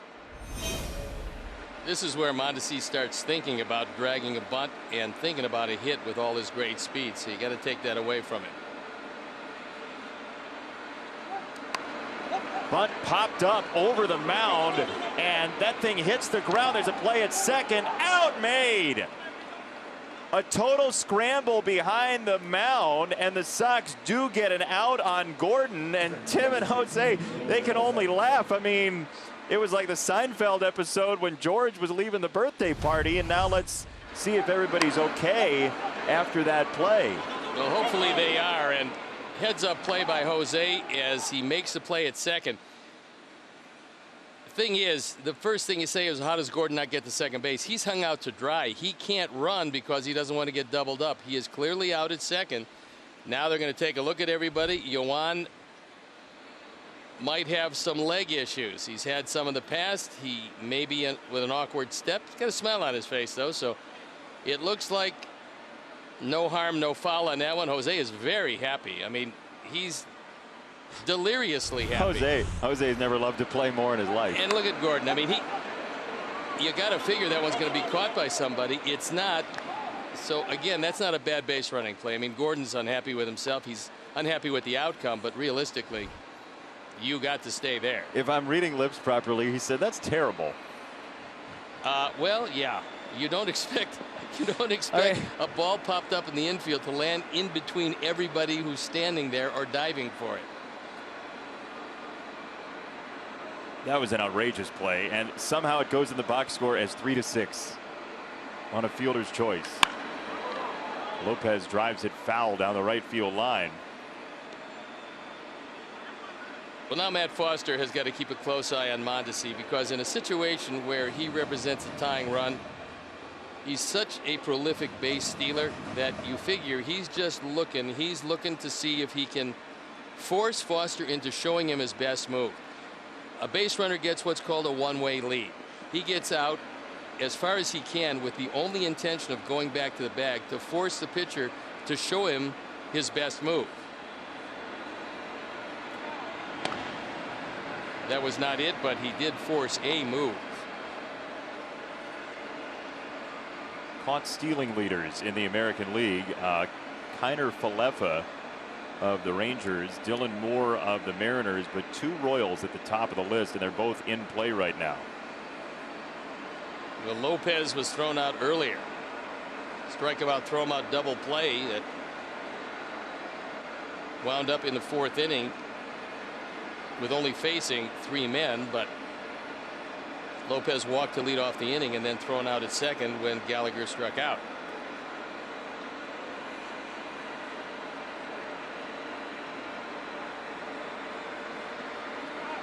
Throw to first. One of the things we don't see hardly ever is pitch outs anymore, because so few guys really have the green light, run all that often, you just don't see it. You hear Nicky Lopez from Naperville? I heard that.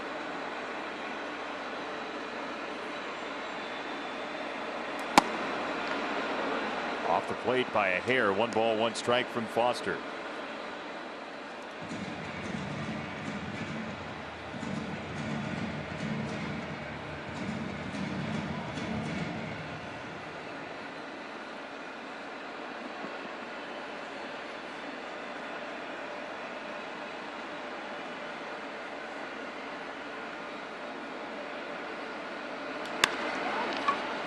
center field. Robert driven back. Luis still going. He squares and makes the catch. And 2 down. Hey, White Sox fans, Xfinity XFi gives you the Wi-Fi security with a warning track on a smarter, more secure home Wi-Fi network. If it's connected, it's protected.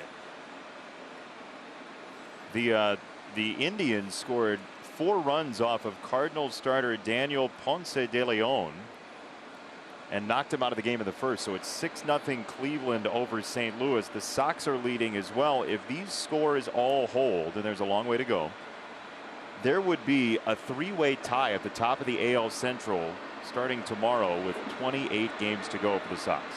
How fun is this race going to be down the stretch in this specific division? Well, I think the question that Sox fans have to ask themselves,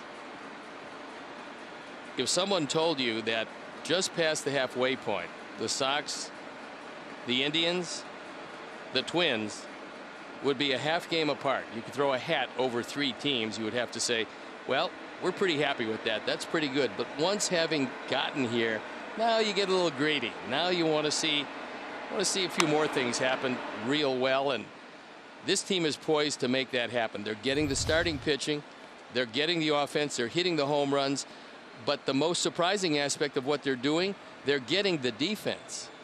I mean, the defense that you are seeing on a daily and nightly basis for the Sox this year might be the most surprising aspect of what's happened to this team. There you see what it would be right now. It'd be Sox Yankees in the first round of the playoffs if they started today. By the way, Aaron Judge was injured once again. He was put on the injured list just today, and they can't keep him healthy. Stanton hasn't been healthy, so the Yankees, yeah, they're a really good team. They're not near as fearsome with all of the injuries that they've had.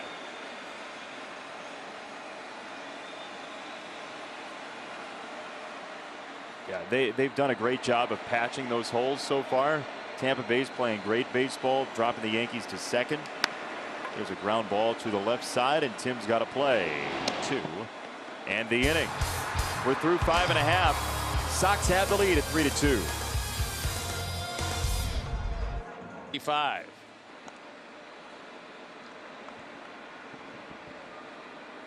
You get charged up on that. You love Marquette Bank time. I do, and I think it's time to put a little more daylight between the Sox and Kansas City. Get a guy on the mound that is ready to deliver pitch number 82. It is a very humid night. He's used to it from Kansas City, but maybe this stuff isn't quite as sharp right now. Might be a signal there. First pitch slider off the plate. 1-0 on Jose, who's now got an 11-game hit streak. He's 20 for his last 42. Well hit double to right field in the 4th.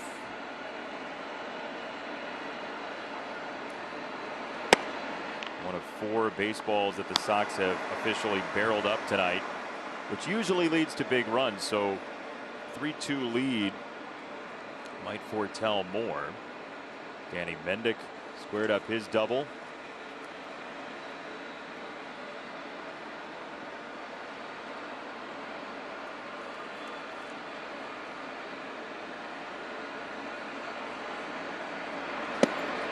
Jose thought fastball. Well, Danny Duffy realized that the last fastball he threw to Jose wound up against the wall in right field. Mike Matheny does not want to go to the bullpen, but it looks like he might have no choice. The bullpen at least is up and going. Let's see if Jose can wait back on a breaking ball here. That's ripped to left field and just foul. Did he ever? He got the curve. He waited back, and unfortunately just a little too quickly. Watch it again. He crushes this one. A hooking line drive that just misses.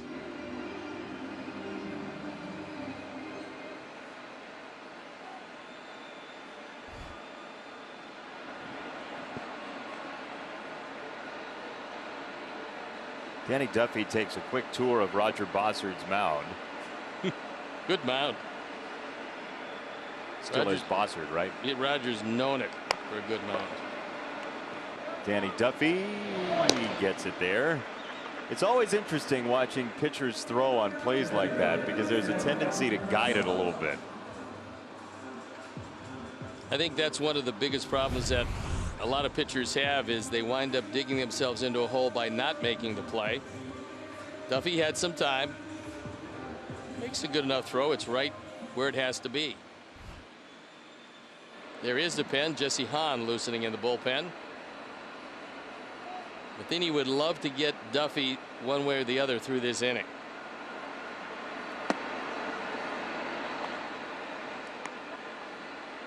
Day game tomorrow.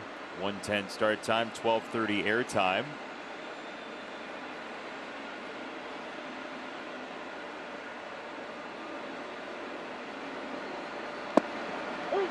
Edwin looked like he wanted to load up. Then he saw a curveball out of the hand and was like, yeah, forget about that.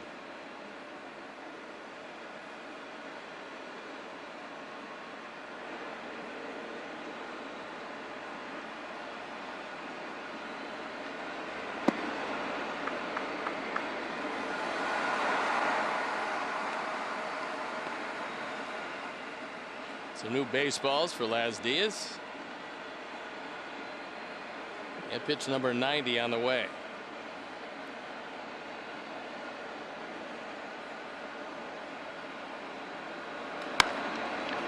Third base side, that's fair. Franco sets from foul territory and uncorks a rocket for out number 2. That's a really nice play by Franco. Well, with a left-hander on the mound and a pull hitter up, you're over toward the line. This is a rocket. He's way over into foul territory, knowing that Edwin doesn't run all that well. He's got a little time, but this is a great pick. I mean, he's a good 8 feet into foul territory before he pours it across. Nice effort at third base.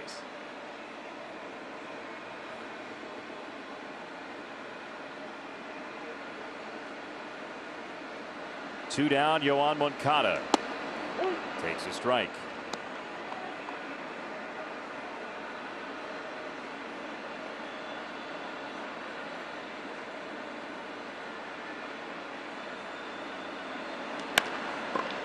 Through the left-hand side, that's a base hit for Yoan. And so the Sox will bring up Luis Robert. Want to catch every Sox home run? Yes. I know I do.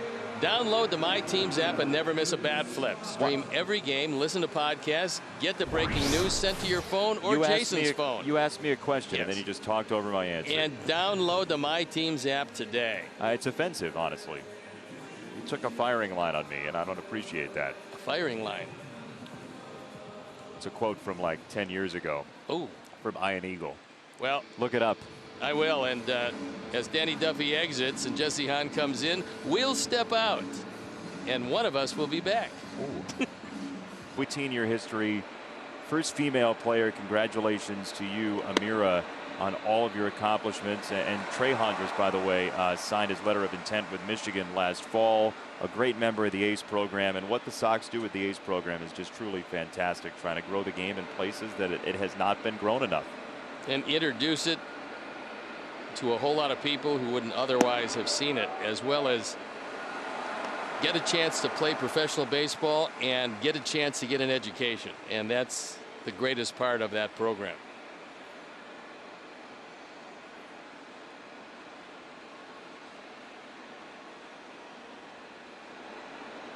See if he hangs this breaking ball. That would be nice. Oh, Luis. He did. He did, and he was out in front. He just couldn't wait back long enough. That one came up there rolling. Luis got a smile on his face because he knows he got the hanging curveball, except he couldn't keep the hands back long enough. Ooh, it's right there. It's rolling, and it's foul. The sheer youthful exuberance when a hanging curveball shows itself. And it's 2-2. Time now for a Lakeside Bank call to the pen. Lakeside Bank, it's about time. Danny Duffy took it about as far as he could take it, giving way to Jesse Hahn, who's on for the 4th time. Hasn't given up anything. No hits in 4 innings. but came awfully close to it on that rolling breaking ball. Gallagher was looking over in the dugout to see exactly what they might want on this one. 2-2. It's a foul ball. They'll have to do it again. It's interesting. Luis goes 2 pitches to a home run in the second inning. He grounds into the double play on the first pitch in the 4th inning. And you see this, he's got a long at bat here. As you see the first 30 career major league games, he's trailing just Jose and Zeke, who are on every White Sox early home run list. Absolutely. So this time Hahn doesn't want to throw the curve. He wants to throw the sinker. Got a ground ball, but it's foul. Catchers will put down a sign. All they're doing is making a suggestion. And if the pitcher doesn't want it, you have to shake it off and go with whatever pitch you can throw with conviction. You see Gallagher looking over in the dugout to see if they have any suggestion. It's another sinker. Let's see if he can get it up where Luis can handle it. Ground ball, foul. Jesse Hahn is one of 6 Hahns to have played in Major League Baseball, the earliest of which is the famed Noodles Hahn, pitcher from Nashville who pitched for Cincinnati from 1899 to 1905. Remember Noodles Hahn? Left-hander, wasn't he? Yeah, he could string out an inning, certainly. 2-2. On the ground and just wide of third. It's foul again. Every sinker that Hahn has thrown has been a nice spot, about 2 inches inside. And Luis can't get his hands out, but he's been battling them off. This is where you're just sitting there as a hitter. You know the pitcher has made every pitch where he's wanted to. And Gallagher's got the sign. That sign is the hook. Hahn didn't want to throw it. Now he goes back and he's going to throw it again.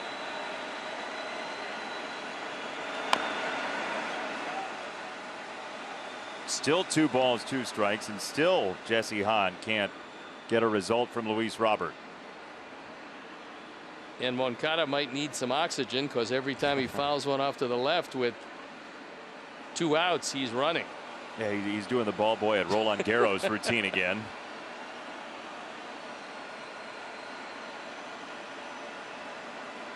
Two, one more time. Robert over shortstop into left. Nice at bat from old 88. That was such a wonderful at bat. It's a game within a game, and what he's looking for is that same sinker, but this one out a little bit where he can get the good part of the bat on it. He brings his hands in. He's seen so many pitches in the same spot in the at bat. He adjusted during the course of that at bat, turns into a base hit. Couldn't get his hands out well enough to hit it out of the park, but he won the battle against Hahn.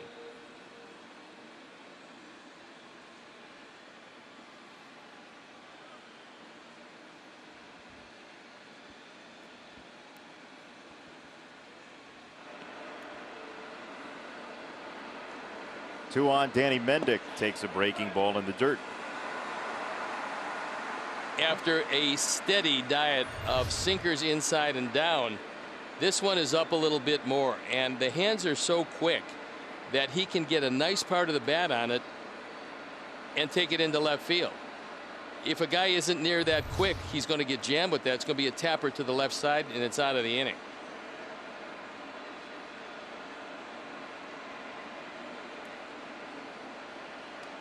So Luis Robert runs to 10 pitches in a trip to the plate for the first time in his career, and he gets paid off for it.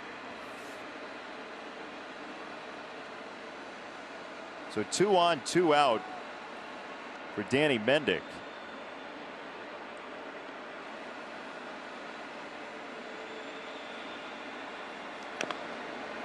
Chopper foul, 1-2 for Danny. Danny was on with us post game in the last game of the Pirates series, and I loved what he said. As you see the hard hit ball that he had in the second inning, loved what he said about his time growing in the minor leagues and how It feels like everybody was drafted ahead of me, was his quote in our post-game show. He's a 22nd round pick, and his growth has been outstanding. Check swing, that ball gets away. It's a strike 3, and Danny ends up at first base. Bases loaded, everything was on pause, and then Danny peeled away to reach first. Look, this is a cross-up. Either Gallagher forgot what he called, which I don't think, or Hahn just misread the sign, because he's looking slider, and boy, this is a terrible feeling for the catcher. He's outside looking slider. He gets a fastball that actually is going back toward the hitter. Laz Diaz, give him a little credit. He pointed to first base, telling him pretty much the ball was alive.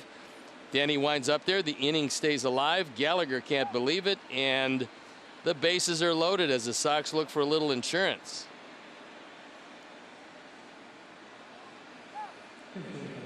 So the Sox are going to pinch hit. Mazara will pinch hit for Adam Engel. It's officially a pass ball. And so Nomar Mazara in a huge spot here. You got lefty versus righty, and they cannot pull Jesse Hahn because he's only faced a pair of batters. So this is a box in. And the little move that Rick Hahn made makes this move possible, because if you don't have Gerard Dyson and you're going to try to win a one-run game late, assuming that it is a one-run game, Ricky's not going to make this move in the 6th inning. This is a move to try to break open the ball game, and he knows he's got that man to play defense late. So Ricky now has another weapon in his arsenal to try to put a ball game away, and that's what little moves that don't appear to be much, that's the flexibility they give a manager.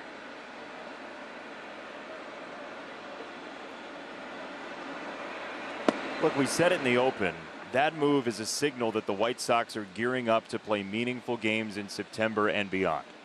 You want to have somebody who defends and can score a late run for you if you're going to be planning on playing games to get you into or deeper through the playoffs. And you didn't have to give up anyone. You gave up some money. That was about it on an international slot. Good banking breaking ball from Hahn. 0-2 on Mazara.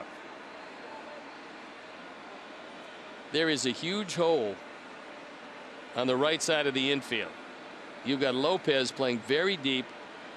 You've got Mondesi playing up the middle, but not anybody home right between them.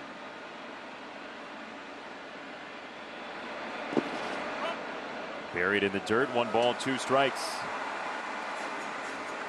Boy, in a game when the Royals have stranded 7 on the bases, you would love a couple of runs right here.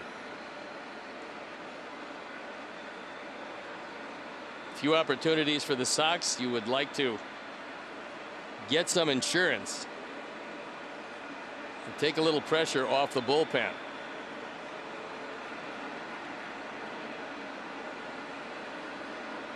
One and 2.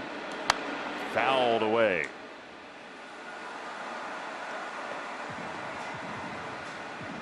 Nomar cold off the bench.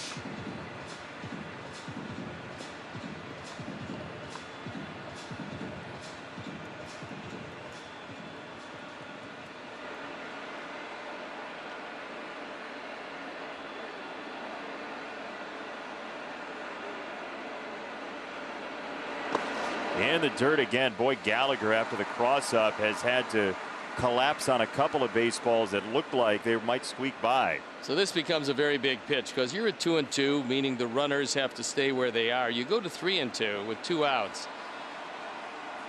You give them a running start, but more importantly, you take away a force out in the infield most likely. So pitchers want to make it happen right here.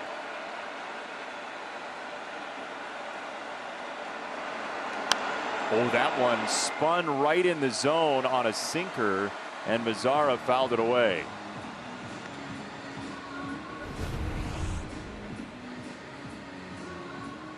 Well, fortunately for Hahn, that ball had some good arm side run to it. That was really late movement, Steve. And he fouled it off instead of squaring it up. So that isn't the spot that Gallagher wanted it. So he goes out there. Most likely, he's going out there to tell him, okay, I'm not going to give you a signal. This is exactly what I want you to do. Hit my glove with it, whatever pitch they decide between them. And they want a consensus here. They want to both be thinking along the same spot.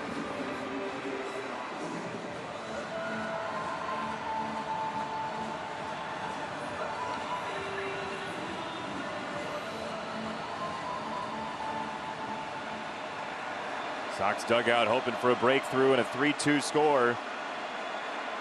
A lot of pitches for 3 batters for Jesse Hahn.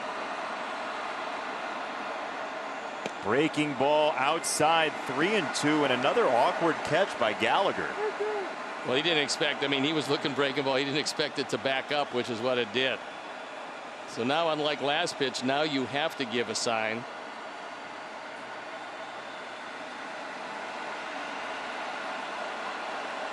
Three and two. He went upstairs and it's fouled away by Mazara. Too close to take for Nomar. Luis Robert was standing on third base. Danny Mendick was very close to second. So everybody going on the pitch. And the 2 trailers, Robert and Mendick, aren't taking anything for granted. They're showing him everything they have. There they go, 3-2. Nomar takes upstairs. Nicely done to drive in a run. And the Sox add another. It's 4-2 at the top of the order next.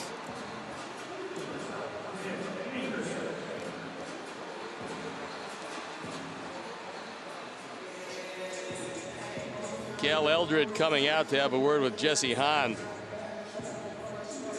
Odds are overwhelming. Jesse does not have a real good idea what to do with Tim Anderson. So they're going to go over the scouting report and try to get out of the inning. And Cam Gallagher shaking his head. They're talking about that ball that got away, that cross up that really opened up the inning to this point. They're still not out of it. They do trail by a pair, with the Sox looking for more. Well, for Tim Anderson, this day is extremely important, and he's made that very clear using the hashtag #ThankYou42 for Jackie Robinson earlier today, a couple of hours before game time.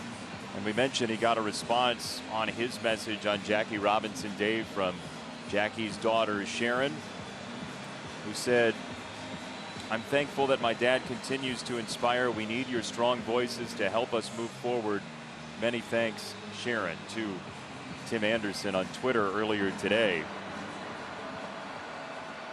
And Tim, in the way he's carried himself, and you think about that trip to Kansas City a couple of years ago when he decided to bring a bunch of people who have never been to the Negro Leagues Baseball Museum along with on the Sox trip to Kansas City to help educate the youth in Chicago on the Negro Leagues and what today means to Tim. And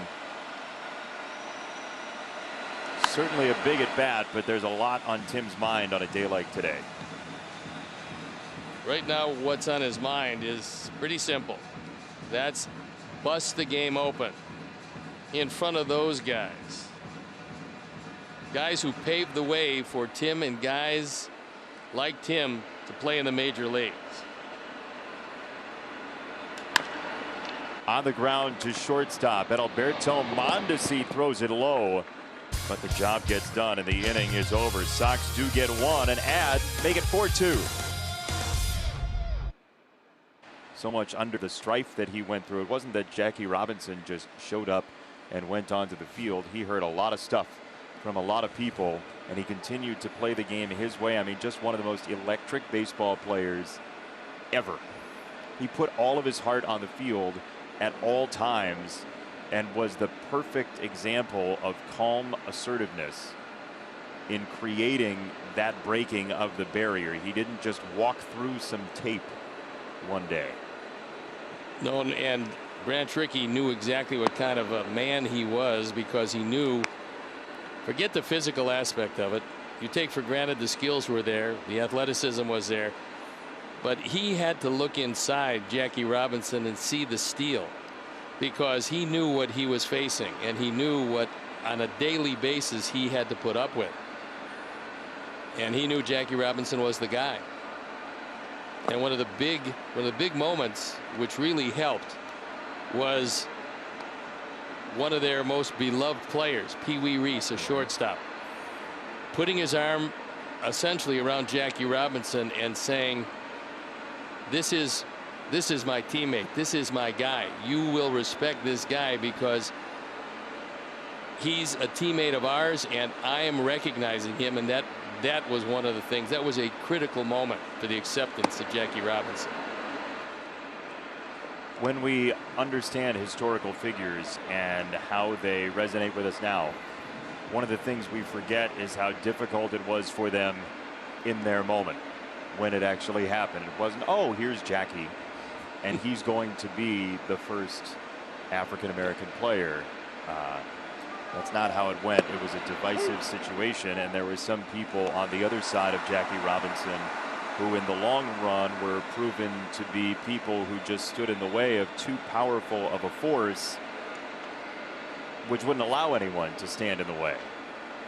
And you have a guy like Tim Anderson and the way that he handles his business and what he does for the community of Chicago and for his people back home, and how much it hurt him to lose his best friend a couple of years ago. And you hear Tim Anderson talk about Jackie Robinson, but also talk about being himself and be true to himself. And even if you're not a Sox fan and you're watching this game, you have to understand what's deep inside of Tim Anderson is an effort to make the people around him better and to make people understand his upbringing better and who he is and what he wants to be for the world around him.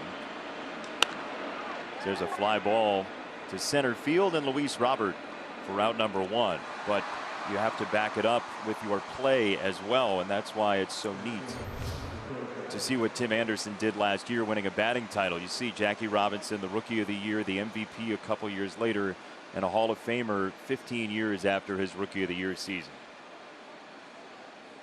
On the MLB channel today, they interviewed Vin Scully.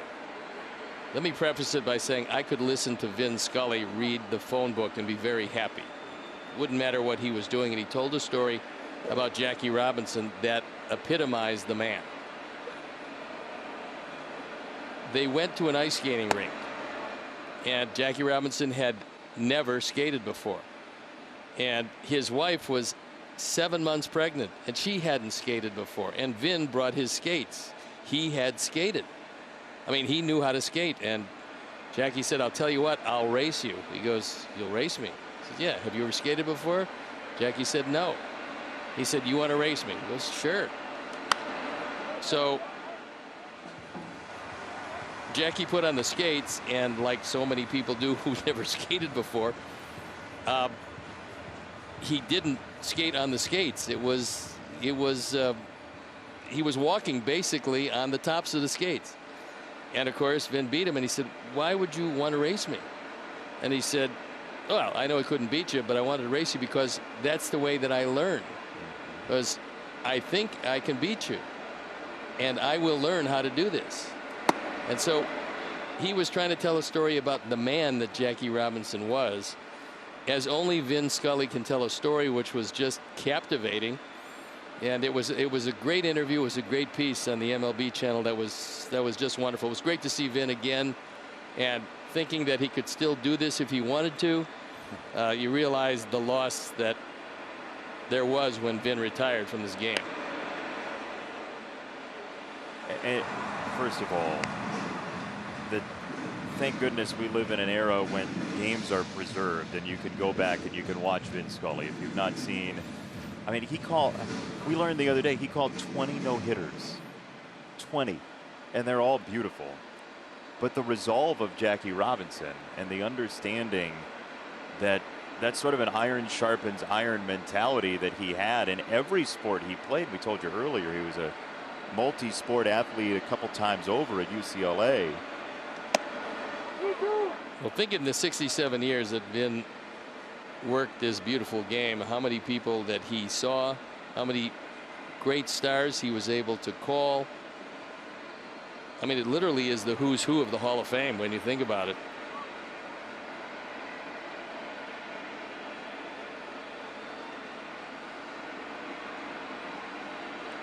3-2 for Dozier. Another foul ball. Good at bat from Hunter Dozier, who singled and scored in the third.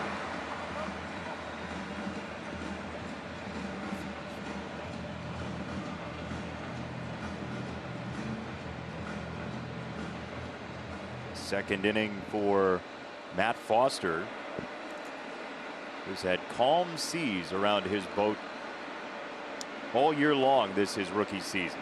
It would help to retire Dozier because their big home run hitters coming up next. It's ball 4. It's a 1-out walk for Dozier, and here is Soler.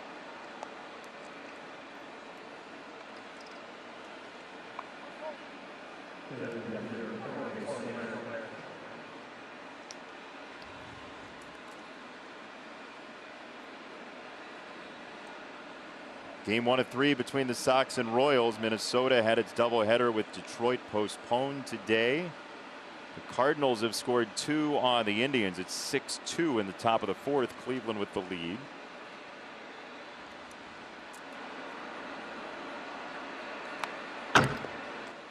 First pitch changeup, not a bad idea for Soler.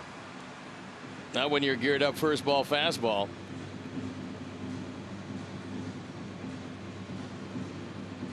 He's not mad, he's disappointed. Soler. That's been the success of Foster to this point, is you can't read the fastball and the straight change. I think he just as soon keep it down a little lower than that one.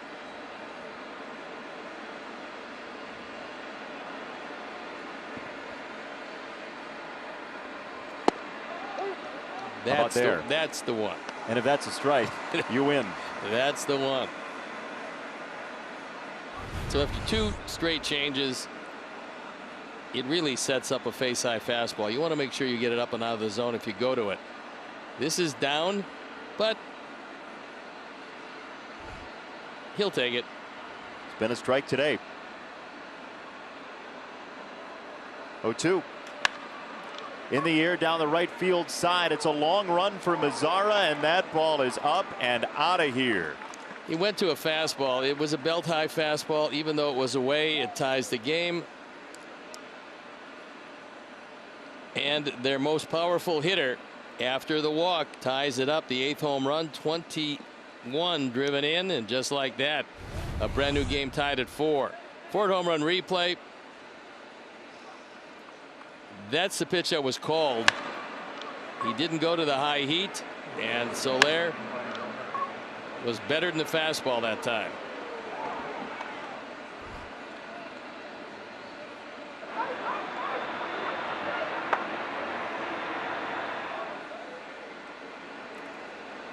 Tie ball game at 4, top of the 7th inning, and Ryan O'Hearn, the batter, takes ball 1. Sox in the home 7th will have Eloy, Yasmani, and Jose. We told you Kansas City at 12-19 has played a lot of close games this year. And that's the first runs given up in the career of Matt Foster.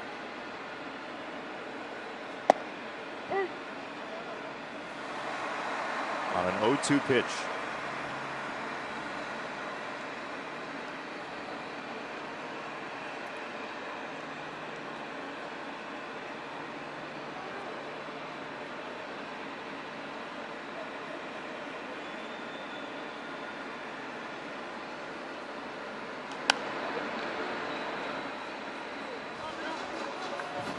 Sox have allowed 2 homers in a game for the first time in 13 days.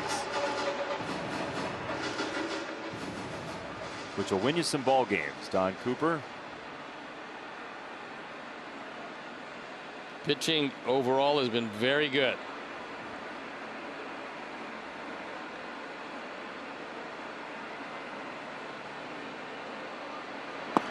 Two balls, 2 strikes on Ryan O'Hearn.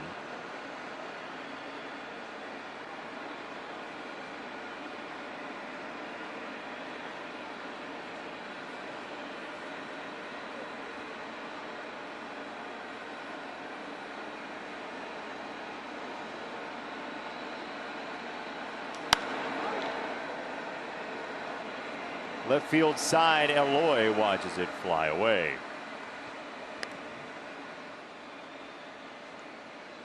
As long as Eloy doesn't fly into the seats, into the netting, we're very happy. Trot over there, make sure you can trot back. That was the way to encounter the net. Soft touch, and then back to left.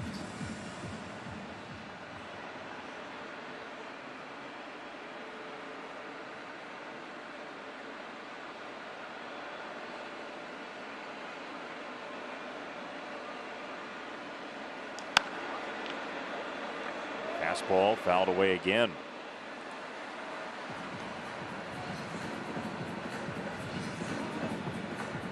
Long at bats across the board tonight, both sides. It's been a battling game. I mean, neither side really giving in.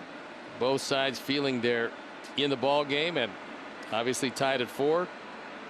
It's a tough and tight one.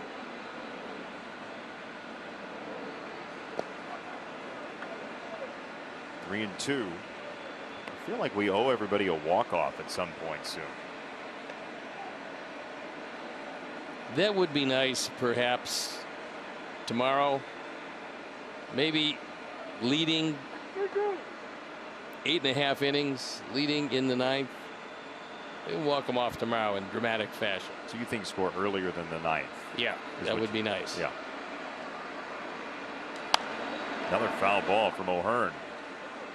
We live one of the greatest pitching performances in Sox history with one proud father, Rick Giolito. Listen to Lucas's dad talk about his son's stellar performance on the White Sox Talk podcast. Subscribe for free today. Didn't see a whole lot of it, I don't believe, did he? He was walking around the neighborhood with a bourbon, according to Lucas, right? Yeah. 3 and 2. It's inside. It's ball 4. And a walk of O'Hearn brings up Maikel Franco. And here comes Ricky. The rare tough outing for Matt Foster.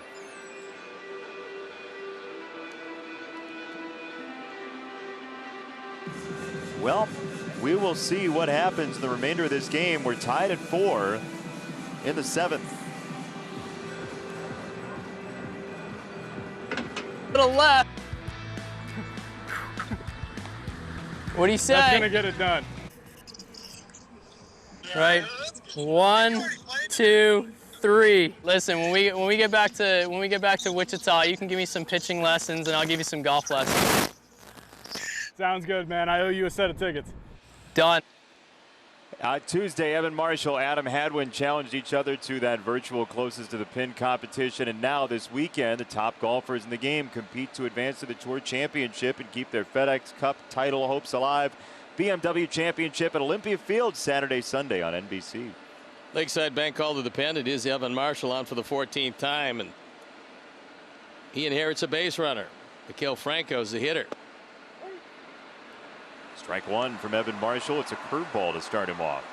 1 out here in the 7th inning, and you got a guy that loves to hit ground balls to the left side. You'd love 2 and out of the inning.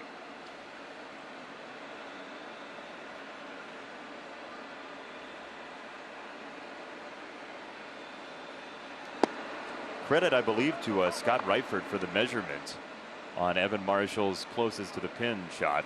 Good job, Scott.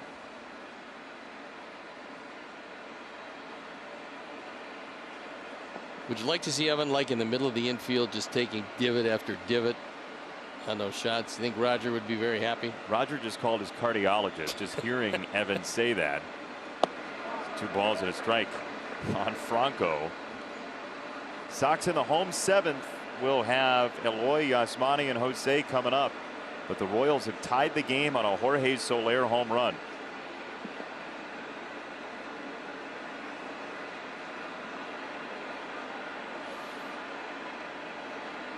Two and 1 to Franco. He went around 2 and 2. Another curveball for him, and with that swing, maybe you do it again. Well, he looked back at Laz Diaz and he said, was that a strike? Laz kind of pointed, no, it was outside, meaning he couldn't pick up the spin and he didn't really recognize the strike zone. So another pitch in the same spot. If he didn't recognize the last one, he certainly won't recognize this. However, that's a straight change.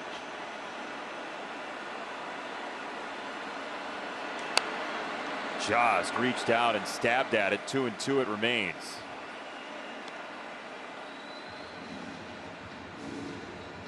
If he doesn't ground into a double play, your old friend Alex Gordon, with his couple of hits, waiting patiently in the on-deck circle. My old friend? Sure. Everybody at home? Been around a long time. He's 36 now, Alex Gordon. First-round draft pick, second player picked in the draft as a third baseman. Trying to stuff it inside. 3 balls, 2 strikes.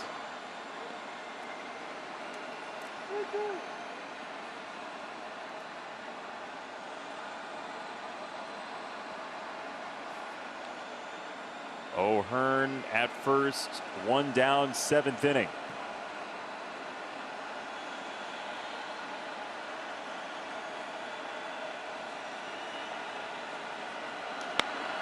Popped it up. Danny's there. Franco thought for a couple steps that he wanted to crush his bat. I mean, there was a little Hulk smash going on there, and 2 down.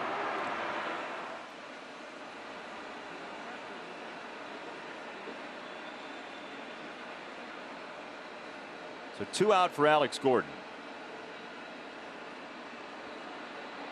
He came in with a batting average in the 170s, but 2 for 3 tonight.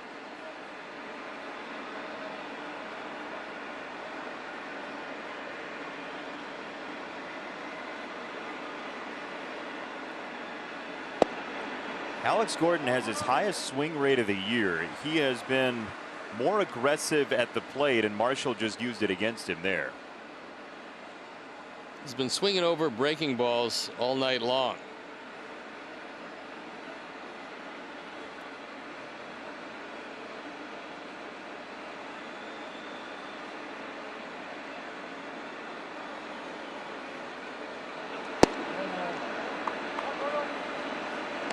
One ball, 1 strike.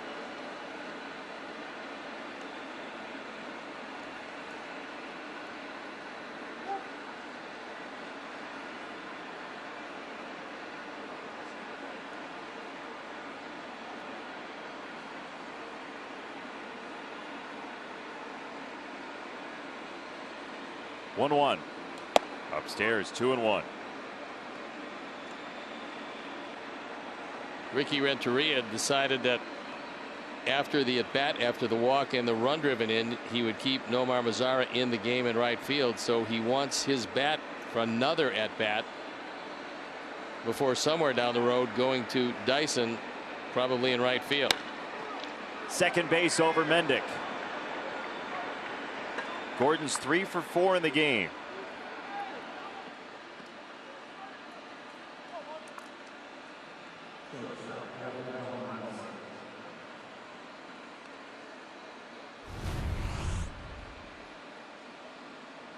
Looked like a changeup. He was able to wait back long enough and drill it through the right side. No chance at all. That one had a lot of overspin and just hit, bounded up over the glove of Danny. Leaves it up to Mondesi with the go-ahead run at second base. You can afford to play a little more shallow in the outfield. O'Hearn doesn't run well at first, so that's a pretty big advantage on any kind of base hit. O'Hearn and Gordon the base runners. Mondesi the batter. Tie ball game series opener. Sox have won 9 of 10 entering play tonight, and that's in the dirt. A ball and a strike. Sox defense has Eloy pretty much straight away left field. You just don't want him to play overly deep. Mondesi doesn't have a lot of power the opposite way.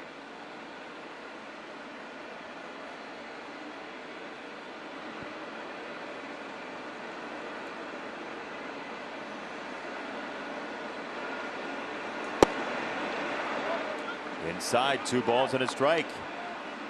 Somebody's going to have earned a win tonight. These are some long at bats and some tough late at bats from Kansas City.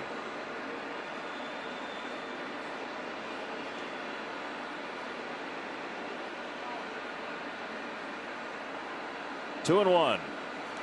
Fouled back by Mondesi.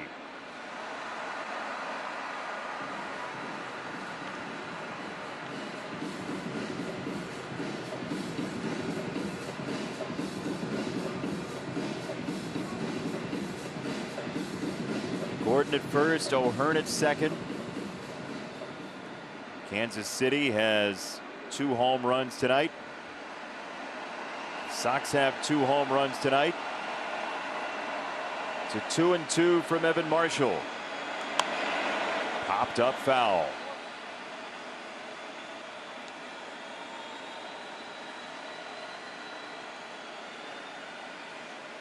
Normally in a situation like this, Mondesi will swing at a breaking ball down and out of the zone. Up to see what Yasmani wants and what Evan Marshall will accept.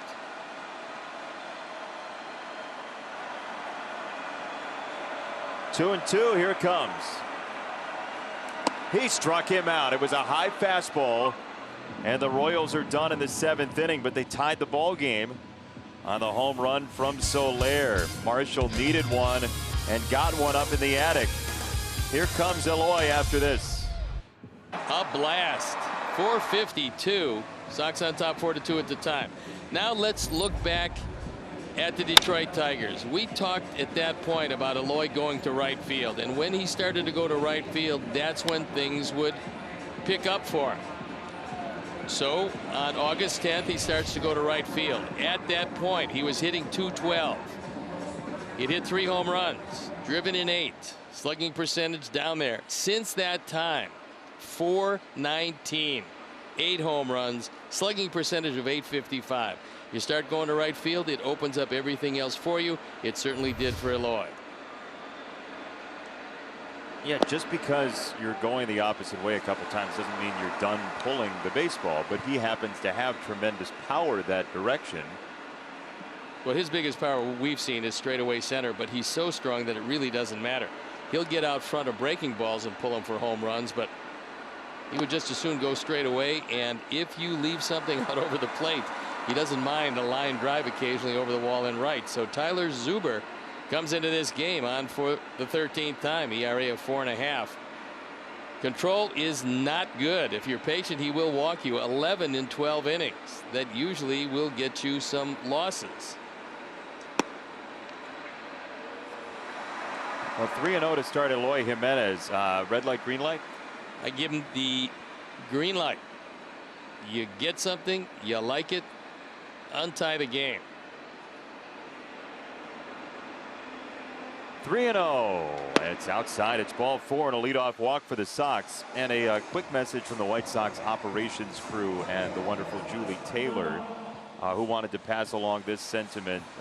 The operations crew misses not only having fans in the ballpark, but the day of game teammates they have too. The parking crew, the guest service reps, kids zone, cleaning and pride crews, the wonderful smells created by the concession stand folks and Levy, the sounds of the park, of the vendors and the Sox split sellers, and the special moments created by guest relations, the Diamond Suite staff that just can't happen right now, and the security folks who do such a marvelous job, first aid, the grounds crew, and the operations crew says, hey, we can't wait to see you all back here soon.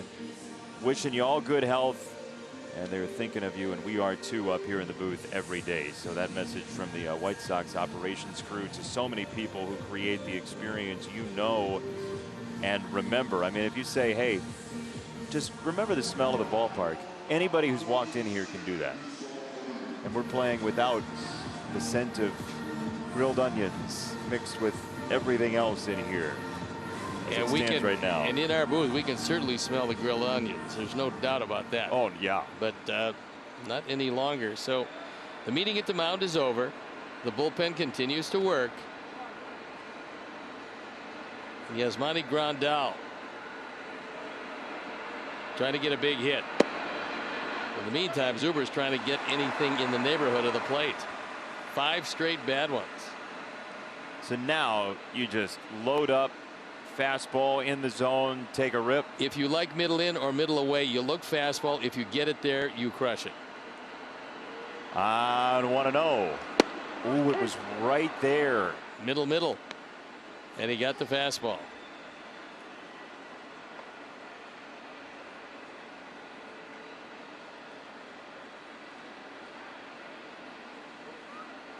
In his rookie season, Zuber has a breaking ball that floats inside. 2-1.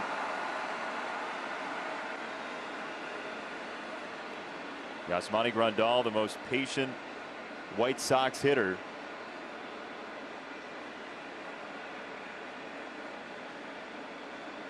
Eloy at first on a walk. 2-1 for Grandal. Breaking ball skied left-hand side and foul. It was kind of an emergency hack. That was one that he thought was out of the zone, then realized right at the last instant that it was going to be a strike. So try to put it in play to left field and fouled it off.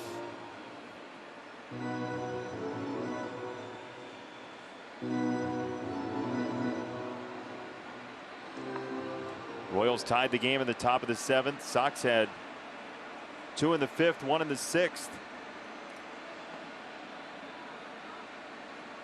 2-2 from Zuber. Way upstairs, 3-2. He's really fighting that fastball. You would think that Gallagher, after seeing him miss so badly with fastballs, might want to go to what apparently is his comfort pitch, which is the slider. Mike Matheny, looking on, does not want to go deeper in that pen immediately. Former catcher watches this call, and Grandal hits it a planetary way. Back of home, and this will get out of play to the cutouts. We got his slider. It got the whole plate, and he fouled it back.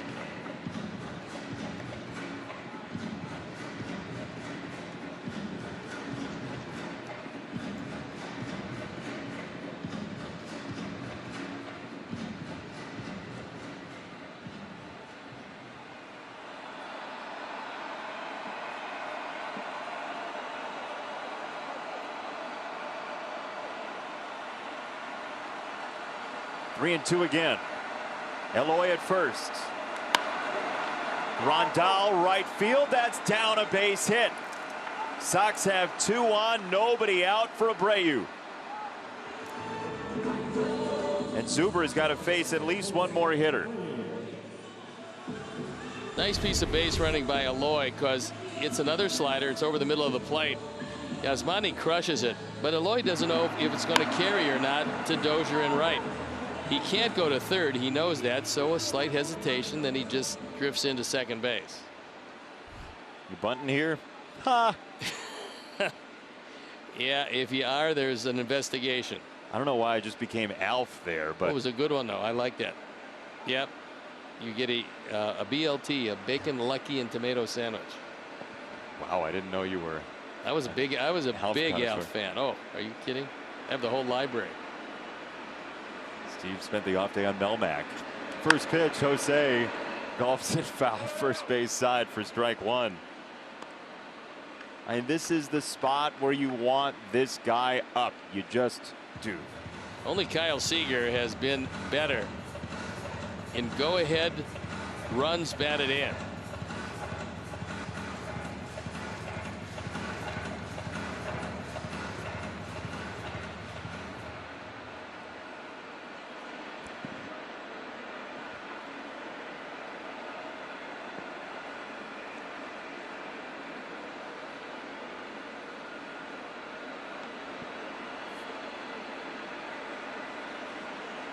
One strike pitch. Jose's down a couple. Zuber's been very fortunate to Jose because he's hung a couple of sliders. They've both been on the inner portion of the plate. Normally you don't get away with one, but he's gotten away with two.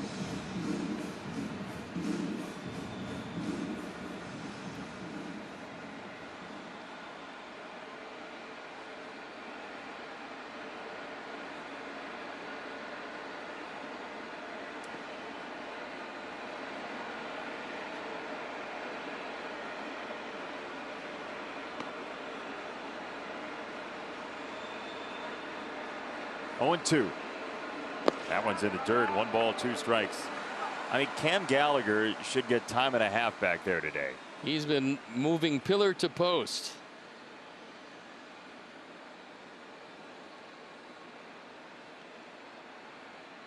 Well, if Zuber hangs another one as he did the first 2, the last one was a good pitch. If he hangs another one in the same spot, Jose will not let that one get away.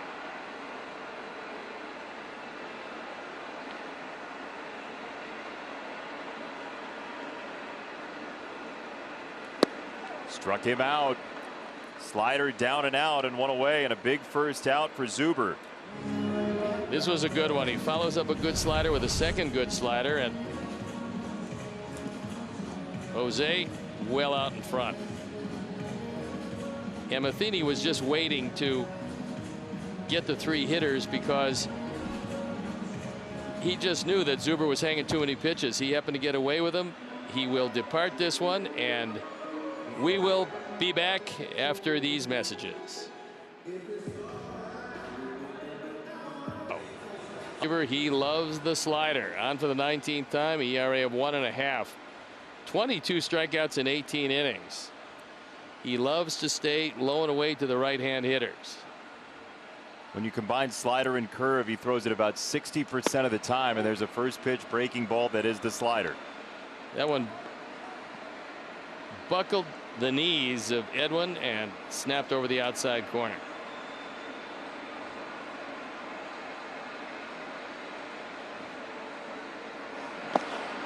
Good one there. 0-2. It's a curveball.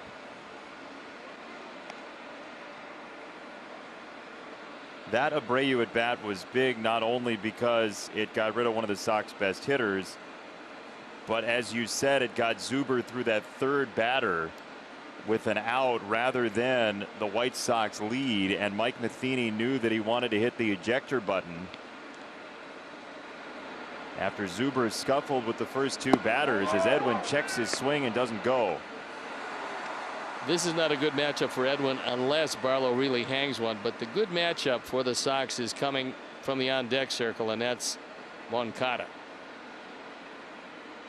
Let's see the resolution of this Encarnacion at bat. He's going to have to find some way to check it up on what will be a good slider, a curveball away, you would think.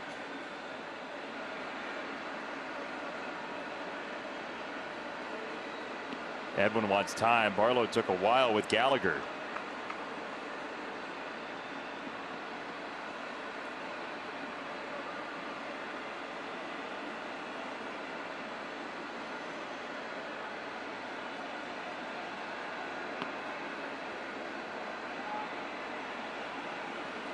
One, 2. Edwin watched it the whole way. 2 balls, 2 strikes. So how many in a row can he spin up there? How many fingers do you have? Well, Alf had 6, right? Or did he have 10? No, he was devoid. 10. 2-2 from the scruffy right-hander Barlow. Edwin takes another 3-2. Everything spinning. And we'll see what the 6th pitch has in store.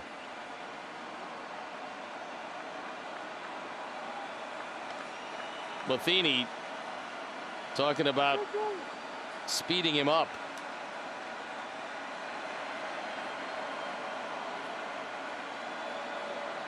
And he went out, and then he went out to talk with him. So they had a pretty good idea what they want to do 3-2. They just want to make sure there is no lack of communication, no miscommunication in this situation.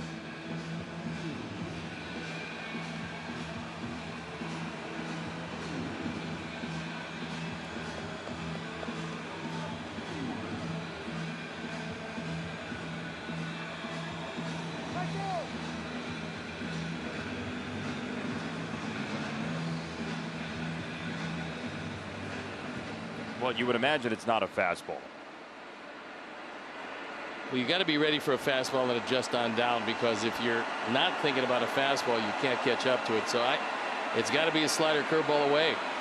It is, and it's ball 4. Edwin waited him out. And the bases are loaded for the Sox and Yoan Moncada against Barlow. Turned into a very patient at bat for Edwin, who had a pretty good idea how they wanted to get him out, but refused to go out of the strike zone after the first couple. And so now the matchup that you would think the Sox wanted in this situation. Moncada against Barlow. Cam Gallagher was looking. He pulled a card out of his back pocket. He was looking for the scouting report on Moncada, what they wanted to do in key situations, and believe me, this is about as key as it gets. Tie game, bases loaded, 1 out, bottom of the 7th. Yoan takes ball 1, and you figure this is where the Sox could really get him, because Robert, with his aggressiveness, might not be a great matchup for Barlow if he throws him good breaking stuff. Career with the bases loaded is wonderful for Moncada, but on a ground ball where he has to beat out 2, you wonder about the legs. And maybe he's not going to have to worry about it because he's behind 2-0. Yoan has had some leg difficulties. You'd rather him in the lineup than try to extend himself, but it's only natural when you can plate the go-ahead run late. You're going to try to beat out a double play. If you hit a ground ball, maybe it becomes a moot point if you can really get into one. 2 have sailed on Barlow, and this one is strike 1. A late decision on a fastball. 2-1.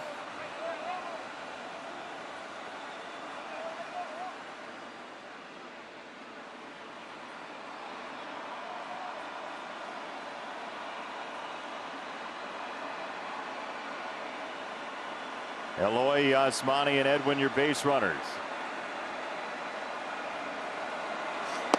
Same spot, 2-2.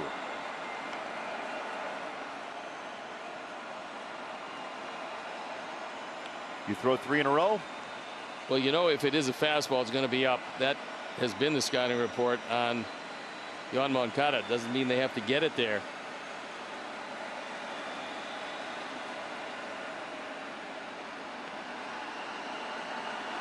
Two balls, 2 strikes with him loaded. It's a breaking ball, poke foul. Well, now you have to figure you're going to go back to that high fastball. Slow the bat down a little bit. Yeah, and I think it's a less risky pitch with a go-ahead run at third base than a slider in the dirt. Good battle between Moncada and Barlow.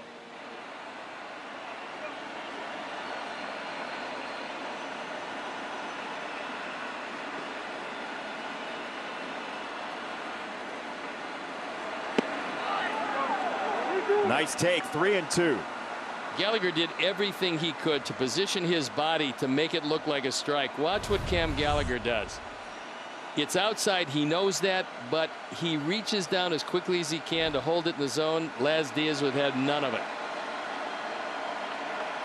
Bases loaded, 3-2, tie ball game in the series opener. That was a center cut fastball, popped up third base side. Franco can't get it. Well, that's one really where you almost hope he could, because there is no way that he was going to be able to throw out Eloy at the plate.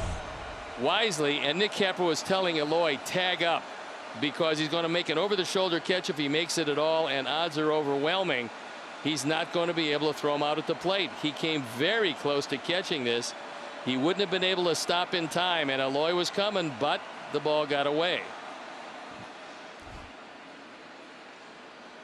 Steve, he missed his spot with that fastball by a couple inches down from where he wanted it. I know, he was looking for that neck-high fastball and the wipeout pitch.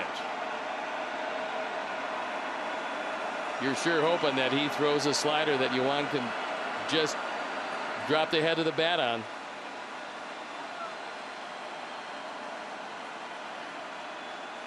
Nicky Lopez is halfway at second base. He doesn't want to get too deep, because on a ground ball to him, he's got to be able to turn 2. 3-2. Yoan nubs it foul. What a sequence here. It's going to take a 9th pitch to Yoan Moncada. This has been one of those games where there's been just great at-bats. Luis Robert had one of the few, well, the first time ever, a 10 pitch at bat. 3-2 again. There's a fastball ripped to right field, and the Sox take the lead. Yoan Moncada wins the battle, and it's 5-4. That's the matchup Ricky Renteria wanted. That's the matchup he got with a walk to Encarnacion, which was a huge sequence, and Moncada battled, finally got his fastball. It wasn't high enough, and he took it into right field. So Yoan drives in his 16th run of the year, his second hit of the night. Pitch by pitch, a tough at bat. Yoan spoiling slider after slider. Got a fastball, and then a slider fouled off, and there's the fastball. Sox take the lead, and still the bases are loaded and only one out. Luis Robert, first pitch. He goes after a breaking ball, strike one.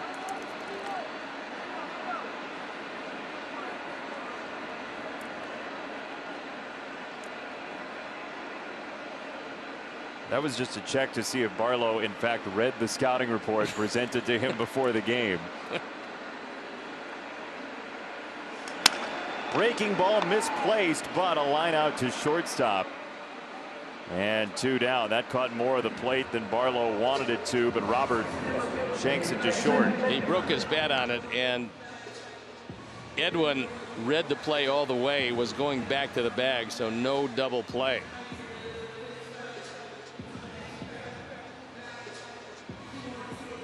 Two out for Danny Mendick, who seems to keep coming up in big spots at the bottom of the order. Well, Danny, one of those guys that will take the ball to right field, and on the slider away, that's the best thing you can do.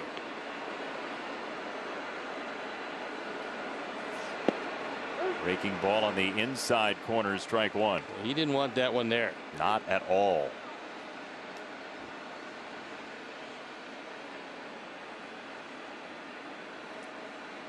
Gallagher's trying to catch gnats with his bare hand back there.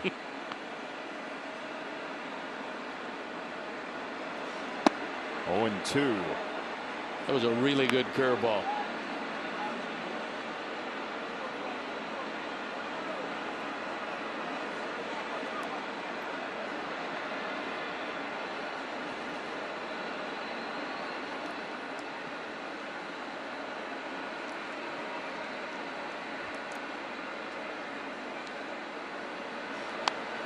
Breaking ball was up in the zone. Danny splashed it foul.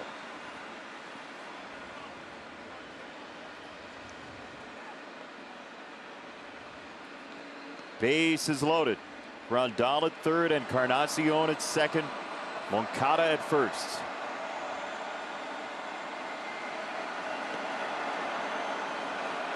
Oh, 0-2 from Barlow. Danny checks his swing and stays put.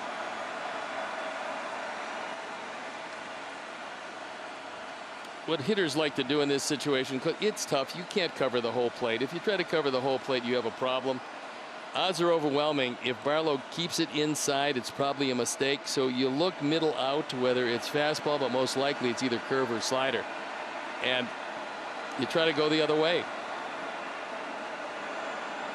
Gallagher was looking up at the hands of Danny Mendick. He had looked at his feet to see if he was getting closer to the plate. He looked at his hands, and he was in the same spot.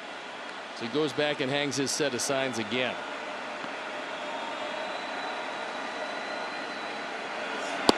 Fastball down, and he struck him out. Sox get a run to take the lead, 5-4, 6 outs to get.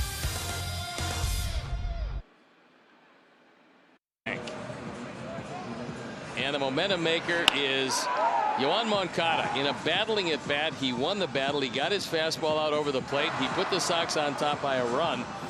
They didn't get any more, but they retake the lead in what officially is termed a seesaw affair. So Jimmy Cordero comes into this on for the 14th time. His ERA a touch below 4. This is a seesaw affair. How many lead changes do you have to have or ties to make it officially seesaw? Well, at least 2. You check with Moody Blues. Can we ride the seesaw tonight? You can certainly do that. Of whether you're Moody or you have the Blues. But we try to provide you both. It's a bullpen game, and the Sox bullpen has been awfully good. They've been largely missing in action, but they're going to be forced into that action tonight. No off day next week, but again, those bookend with the Pirates series the following week. The second week of September, you got Monday and Thursday off once again. But this next run takes you all the way to the following Monday from now without an off day. So the bullpen trying to hold the line here in the 8th inning, and 6 outs to get as Jimmy Cordero throws ball 1 to Nicky Lopez. We're going to be very familiar with these Royals because it's 3 here, then it's on to the Twins for 3 and to Kansas City for 4. So 7 with the Royals in 10 games. Well, and here's what's on the line right now tonight with the Twins games postponed with the Tigers doubleheader getting backed up. If it's the Sox win tonight, the Sox will be in first place, whether it's with only Minnesota or with Minnesota and Cleveland. That depends on the Indians' 8-2 lead in St. Louis, but the Sox are playing for first right now. There's strike 1, a high sinker from Jimmy.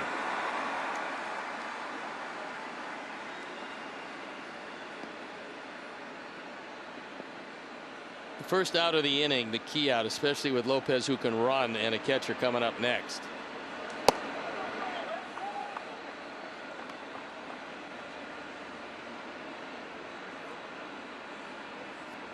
Nothing will drive you battier than ball 3 to the leadoff man, who happens to be the 8-hitter with maybe the best all-around player, certainly for the Royals, third up in the inning, Whit Merrifield.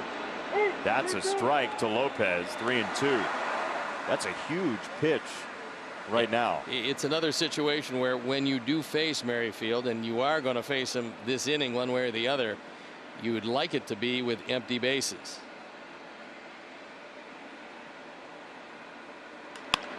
3-2, slice to center. Luis is there, 1 gone. Our advanced security is presented by Xfinity, and this is a dandy. A strike him out, throw him out. Good pick on the back end by Danny Mendick. Good throw by Yasmani. A 1-hopper. Nicky Lopez, for the 4th time this year, cut down trying to steal.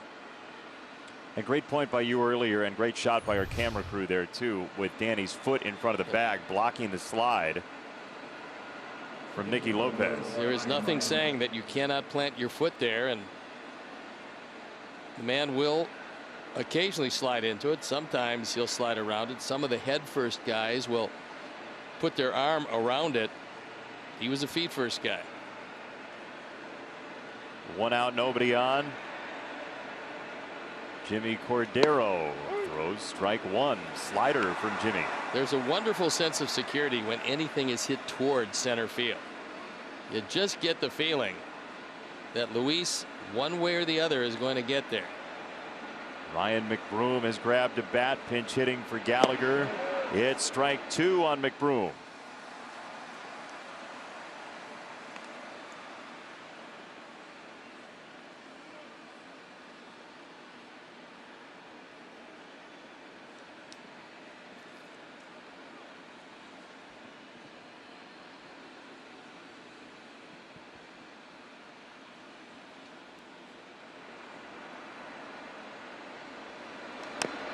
Got a piece fouled away. McBroom hit a home run yesterday against St. Louis. He's pretty strong. He's a big, strong guy. Was a pinch homer, but he's down in an 0-2 hole.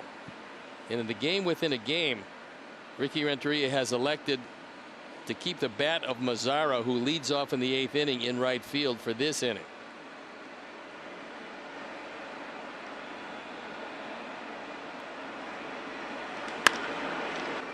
On the ground up the middle, tough play for Tim, whirling and firing and not on target.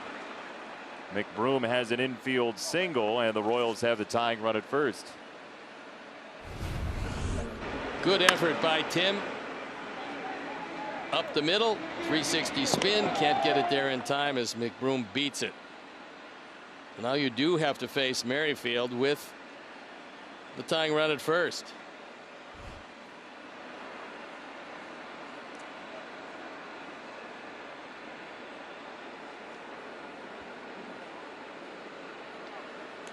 Dozier to follow. He scored 2 runs, then Soler after. These last 5 outs are going to be not trivial. Strike 1 from Jimmy.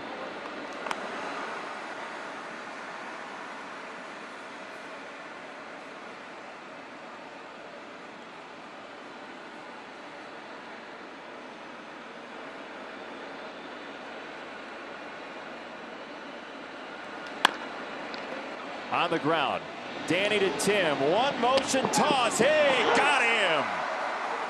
A 1-timer on the infield, 4, 6, and 3. I think they got to take a look at it at first base. I think they have to take a look at it. I think the inning might stay alive, but it doesn't diminish the play of Tim Anderson. That was just an outstanding effort. It was a slowly developing double play chance.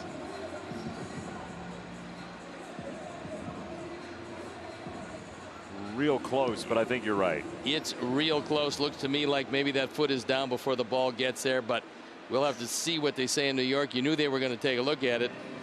Mike Matheny has nothing to lose. That's a long flip, and Tim has to make the off-balance throw. Gives you an idea how strong his arm is, because normal shortstop can't get it there in time. He at least makes it close with a speed burner going down the line. Merrifield can run.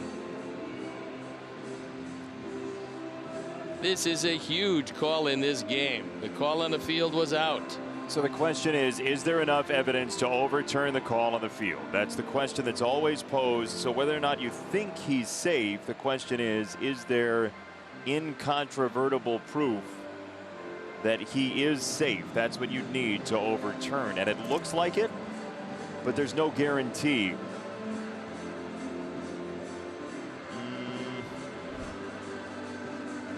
He is safe. Yeah, that's why I knew that they were going to certainly challenge it. It looked to me like he missed him just barely at first base. Tim did everything he could to get it there in time, but the inning rolls along. And the very dangerous Hunter Dozier coming up. He scored a couple of runs and got a base hit and a walk to go with it tonight. Ricky Renteria taking a long, slow walk to the mound. Jimmy Cordero's faced the minimum of 3, so he could come out here, and Ricky Renteria could decide to go 4 outs. And we'll see what he does here. Cordero is coming out, and Colomé will come in to try for the extended save.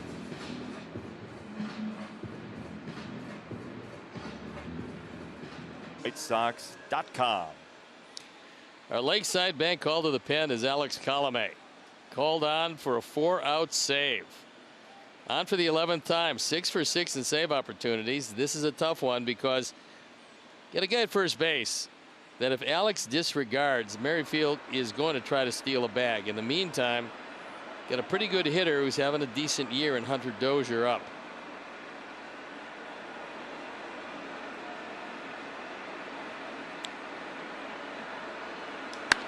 First pitch, fly ball right field. Mazara's back. Nomar's there. 1 pitch for Colomé. 5-4. The Sox trying to add with Nomar next. It's been a fun one tonight, a seesaw affair, as Tony said, and the teeter-totter began with Luis Robert, a drive to right field and a 1-0 White Sox lead. That didn't last for very long. It lasted for just a win, you might say, as Merrifield homered to left. You wouldn't say that. Eloy Jimenez, a 2-run home run, gave the Sox the lead right back. And we love watching that fly, huh? That went a mile. Unfortunately, this one opposite way did. That tied it at 4. But Juan Moncada came up, untied it, and exactly where it stands at 5-4. You know, if we're both going to do the series setup, we both might as well get you caught up, too. There's no doubt about it.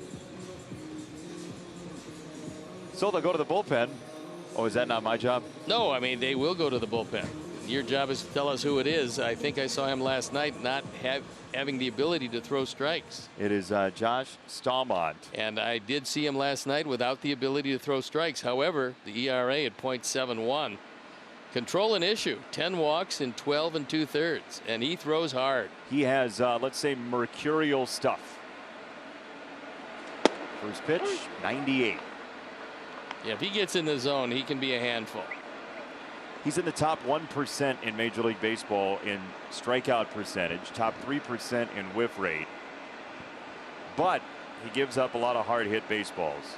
When he's striking you out, he's good. When he's giving up balls in play, he's not as good. That is arm side run. And a good one. But the question then is, does he or is he forming a blister on his pitching hand? Pitchers, when they release the baseball, don't usually look at their pitching hand unless they might be raising a blister on that hand. So we'll see how that works for the rest of the series.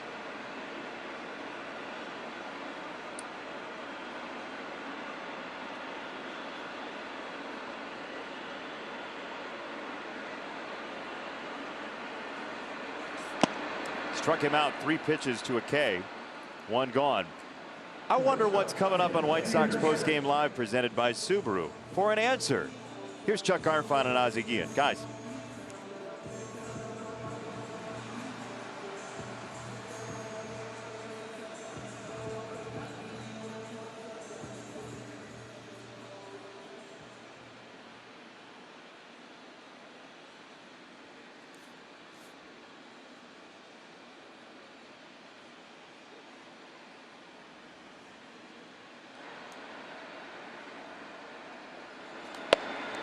Look forward to it, Chuck. There's been a lot of what we thought might be pivotal moments in this game that sort of fizzled.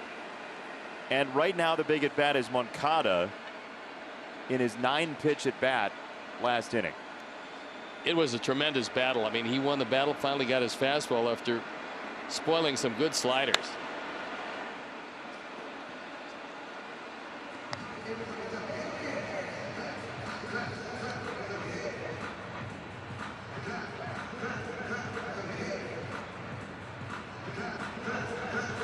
Mabrice Viloria has come in to catch for Cam Gallagher.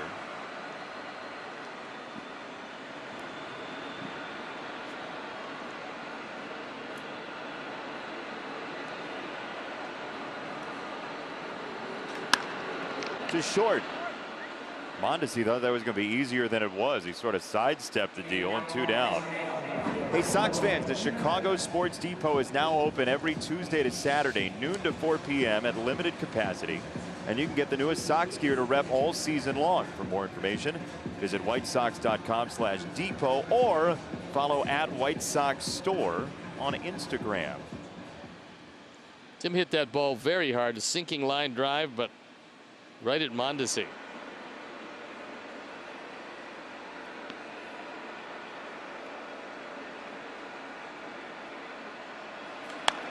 The Indians tonight are running the 4x2 relay against the Cardinals. They've scored 4 in the first, 2 in the second, 2 in the fifth, 4 in the sixth, and they're up 12-2 on St. Louis. I like their chances, but they've found their offense. They've rediscovered their offense. Franmil Reyes has 5 driven in. He's got a home run. He's got a double. And if the Indians win, they would be in a tie for first place with Minnesota. If the Sox win tonight, the Sox would be in a first place tie as well. So first place on the line tonight, up 5-4 in the 8th. Reyes showed us that he's not only a slugger. I mean, he showed us that he's a pretty good hitter to go with it. He's going to be a prolific run producer.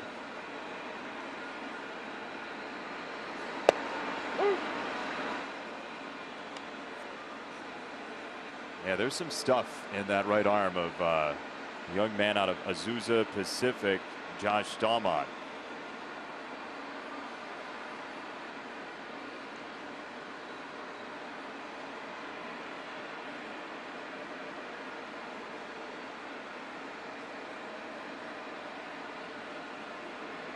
Viloria pounds the ground. Is it a red herring? No, it's a curveball. It's 2-2. It looked almost exactly like a red herring. But I got to tell you, I like what Matheny's done, because last night was a tough night for Staumont. He still had the big fastball. He just couldn't get it really near the zone, and he brings him right back into this. You love the confidence as a pitcher. I mean, yeah, you got to take that. You want to go right back in there. You want to show your manager you can throw strikes. Of course. Of course, you have to throw strikes to be able to do that. Well, Eloy's going to get a fastball. I would doubt seriously if they're going to risk a breaking ball here.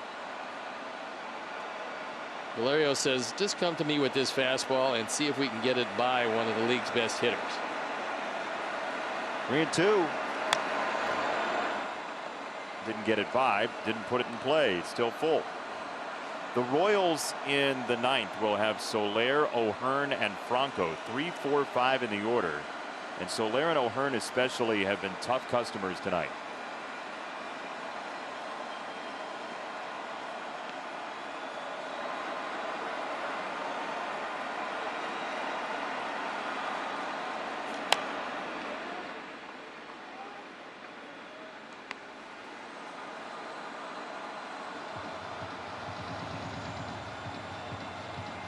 In this series, by the way, this is the one combination that could get us a baseball back here. You think so? Well, you got a guy that likes to foul off high fastballs and a pitcher on the mound that can throw 98, 99.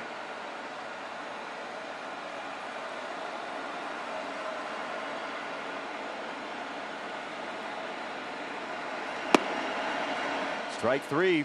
Went to the fastball and the inning's over. Sox need 3 outs with Colomé when we come back.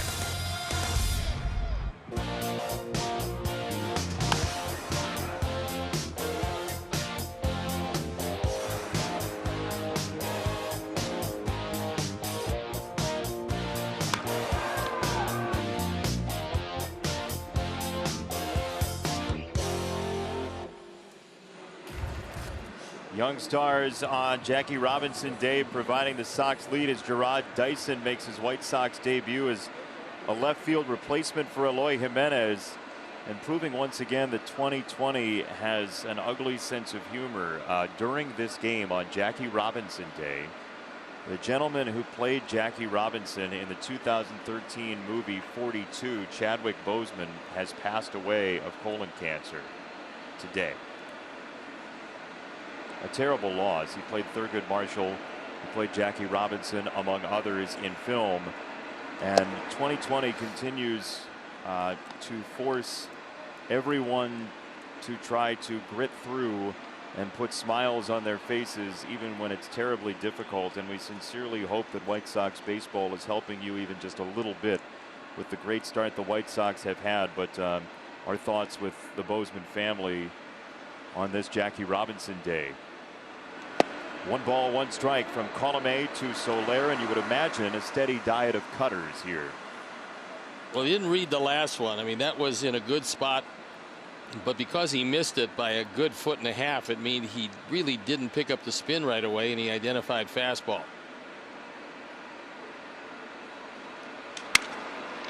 That one hung around, but it's lined right at TA, so 1 down. Let's take a look at our upcoming schedule presented by Volkswagen. Kansas City here for a couple more. Then it's on to Minneapolis to see the Twins, and then more of Kansas City. So we got a face full of Kansas City and the Twins sandwiched in between. Look, that 2-game series with Pittsburgh started 14 of 17 against under 500 teams, with the only difficult, quote unquote, difficult 3-game series against an over 500 team, that at Minnesota. Now, obviously, the Royals are tougher than their record because of the knowledge of the White Sox, and we've seen the Tigers play good baseball at points this year, but this is a stretch where the Sox could certainly gain some ground in the division with first place on the line tonight. I think the Royals showed you tonight that, number one, they're going to play at 27 outs under Mike Matheny. Number two, regardless of what each team is doing in any given year, these are tough games with the Royals. Tonight, a perfect example. I mean, there's been so much that's happened in this game. The one big man missing is Salvador Perez. But he's basically coaching on the bench, we just saw. I mean, he is a guy in the middle of this lineup that can really do some damage, and he can't do it from the bench. 2 balls and a strike. Hottest hitter in this lineup has been Alex Gordon. If you get O'Hearn and you get Franco, you worry about Gordon tomorrow. But the way this game has gone, that might be wishful thinking.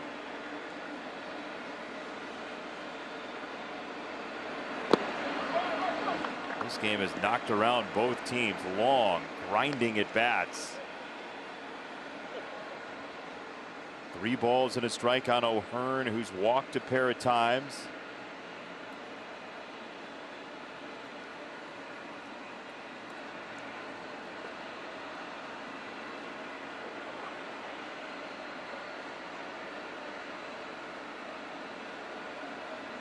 Three and one.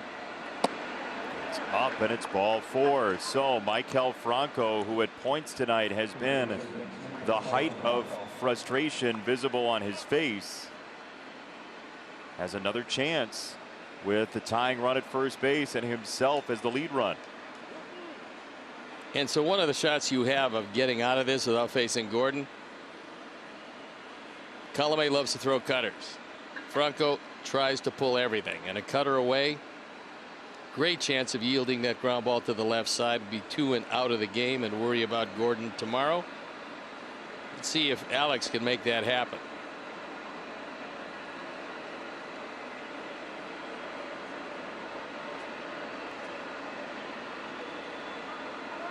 Throw to first.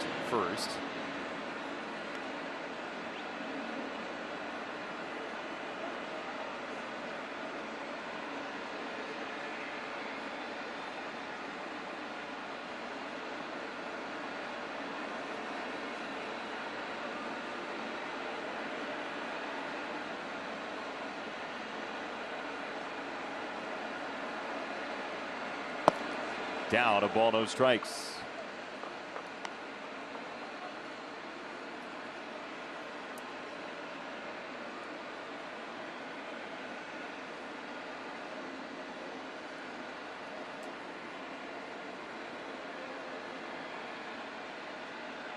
Luis Robert is homered tonight, so is Eloy Jimenez. On 1-0 from Alex. That one hung, and Franco swats it to left center. Robert finds it in the alleyway. Franco takes a big turn around first, and now he's caught up in a rundown. Gotta watch the runner at third at the same time. Tag at second base is not there. Safe the call. Throw comes home and gets between the legs of Grandal, and the tying run scores. Throw down to third is not in time, and the Royals have tied the game on an absolute carnival in the 9th. Well, now, look, let's see on the play at second. Yasmani might say he's going to call for time, but you can't do that while the ball's in play. And there's another factor. You got to look out the field and see the baseball. Grandal had no idea that the baseball was coming his way, and that ball basically went right by him. And I think they want to look at the play at second again, because there's a very good chance that the tag was there. Let's watch it again. If in fact the glove is there, he's out. But even if he is out, the very good throw from his posterior by Abreu, and I mean it was really good because he's thinking about the plate. He makes a heads-up play. Look at Grandal. He's not looking at all at second base where the ball is. Let's see. Watch the glove here. Does Jose catch uniform? It's really difficult to tell. I mean, it's really difficult. Now, New York has some angles we don't have. Well, he steps right on Franco's arm. That's one factor. And then Grandal has no idea where the baseball is, and it gets by him. There's also another factor in here, and Colomé was a spectator. This is the best look we've had. Yeah, Colomé needs to be backing up on the play, because he's not in the rundown any place, and the only place he can defend is behind Grandal. Looks to me like he got him, but we'll see what they say in New York. That's going to be really tough to overturn. Let's see. What do we got? Safe. So they'll put the runner at third. And Kansas City has the lead run at third base on a scramble that went the wrong direction. And the best defensive team by defensive runs saved has a breakdown at the wrong time.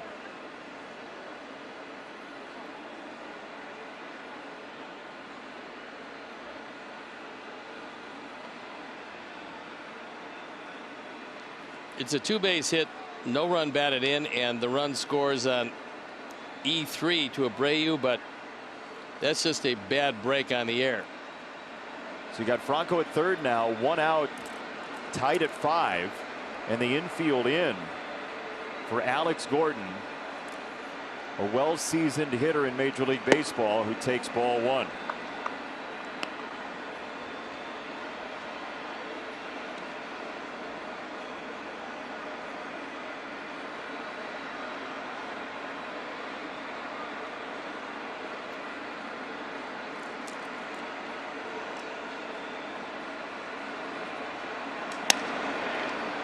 Popped up.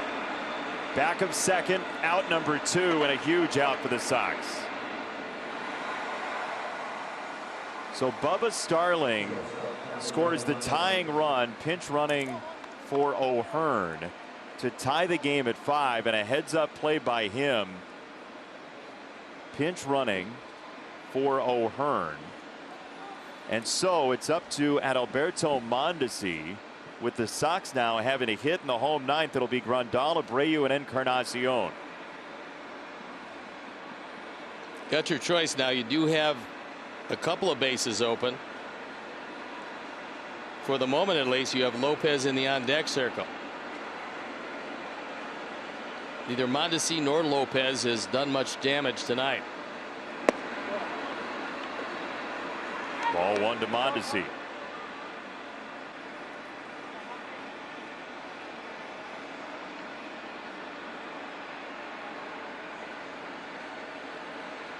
Franco at third, 2 out. Kansas City giving it everything. Good sharp cutter right there, 1-1.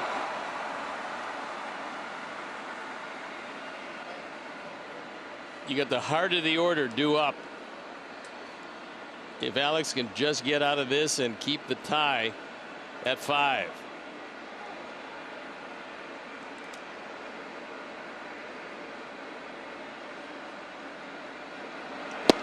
Another spectacular cutter, 1-2. What's your pleasure here?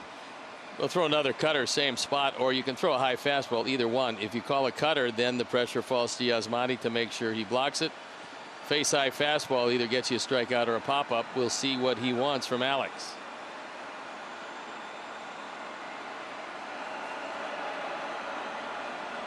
One and two. Cutter down, 2 balls, 2 strikes.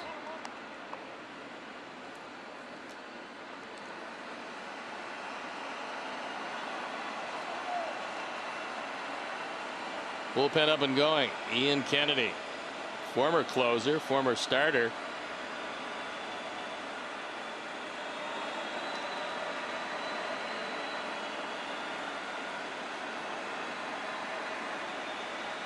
Two and two. Fastball, strike 3. So now the Sox can walk it. Going deeper into the Royals bullpen. They'll have to walk it off against Ian Kennedy, who comes into this one on for the 14th time, and this year not a whole lot of magic there.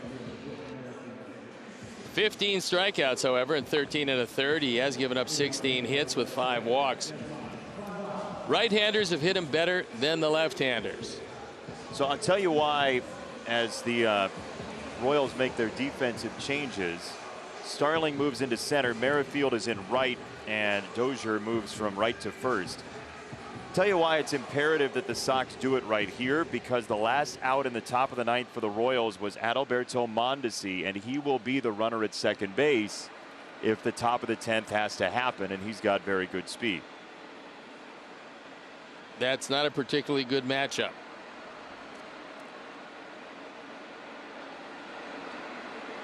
Ian Kennedy to Yasmani Grandal. First pitch outside, ball one.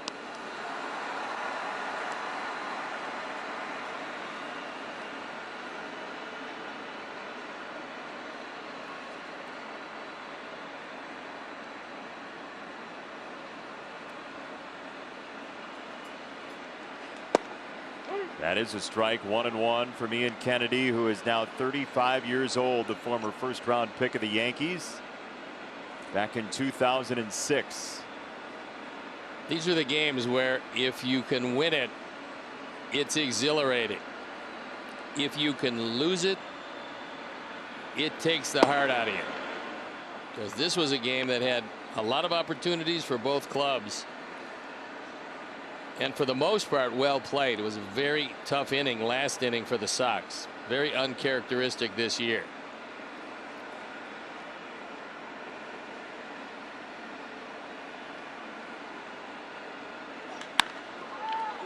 Yasmani in the air. Right field, way back, and bring him home. Good night, guaranteed rate field. Grandal walks it off, and it's 6-5. The Sox are in first place.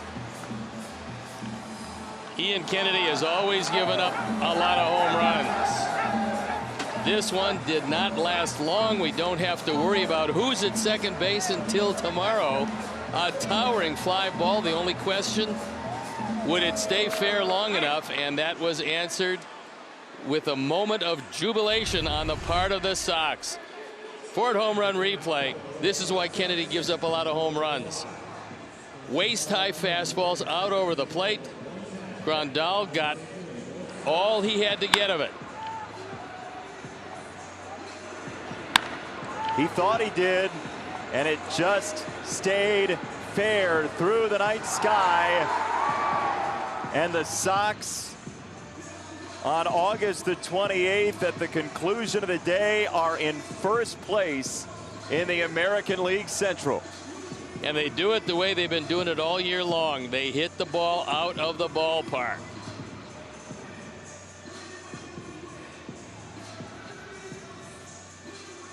It was a little bit of a Rubik's Cube to get there, but the walk-off happened, and the Sox put away win number 20 this year. Still in August. First place is what they own as of tomorrow, and Yasmani Grandal gets ready to join us. Yeah, a home run to win it in nearly, I mean, just over a 4-hour affair. And Yasmani is with us now from downstairs. What were you looking for there, buddy?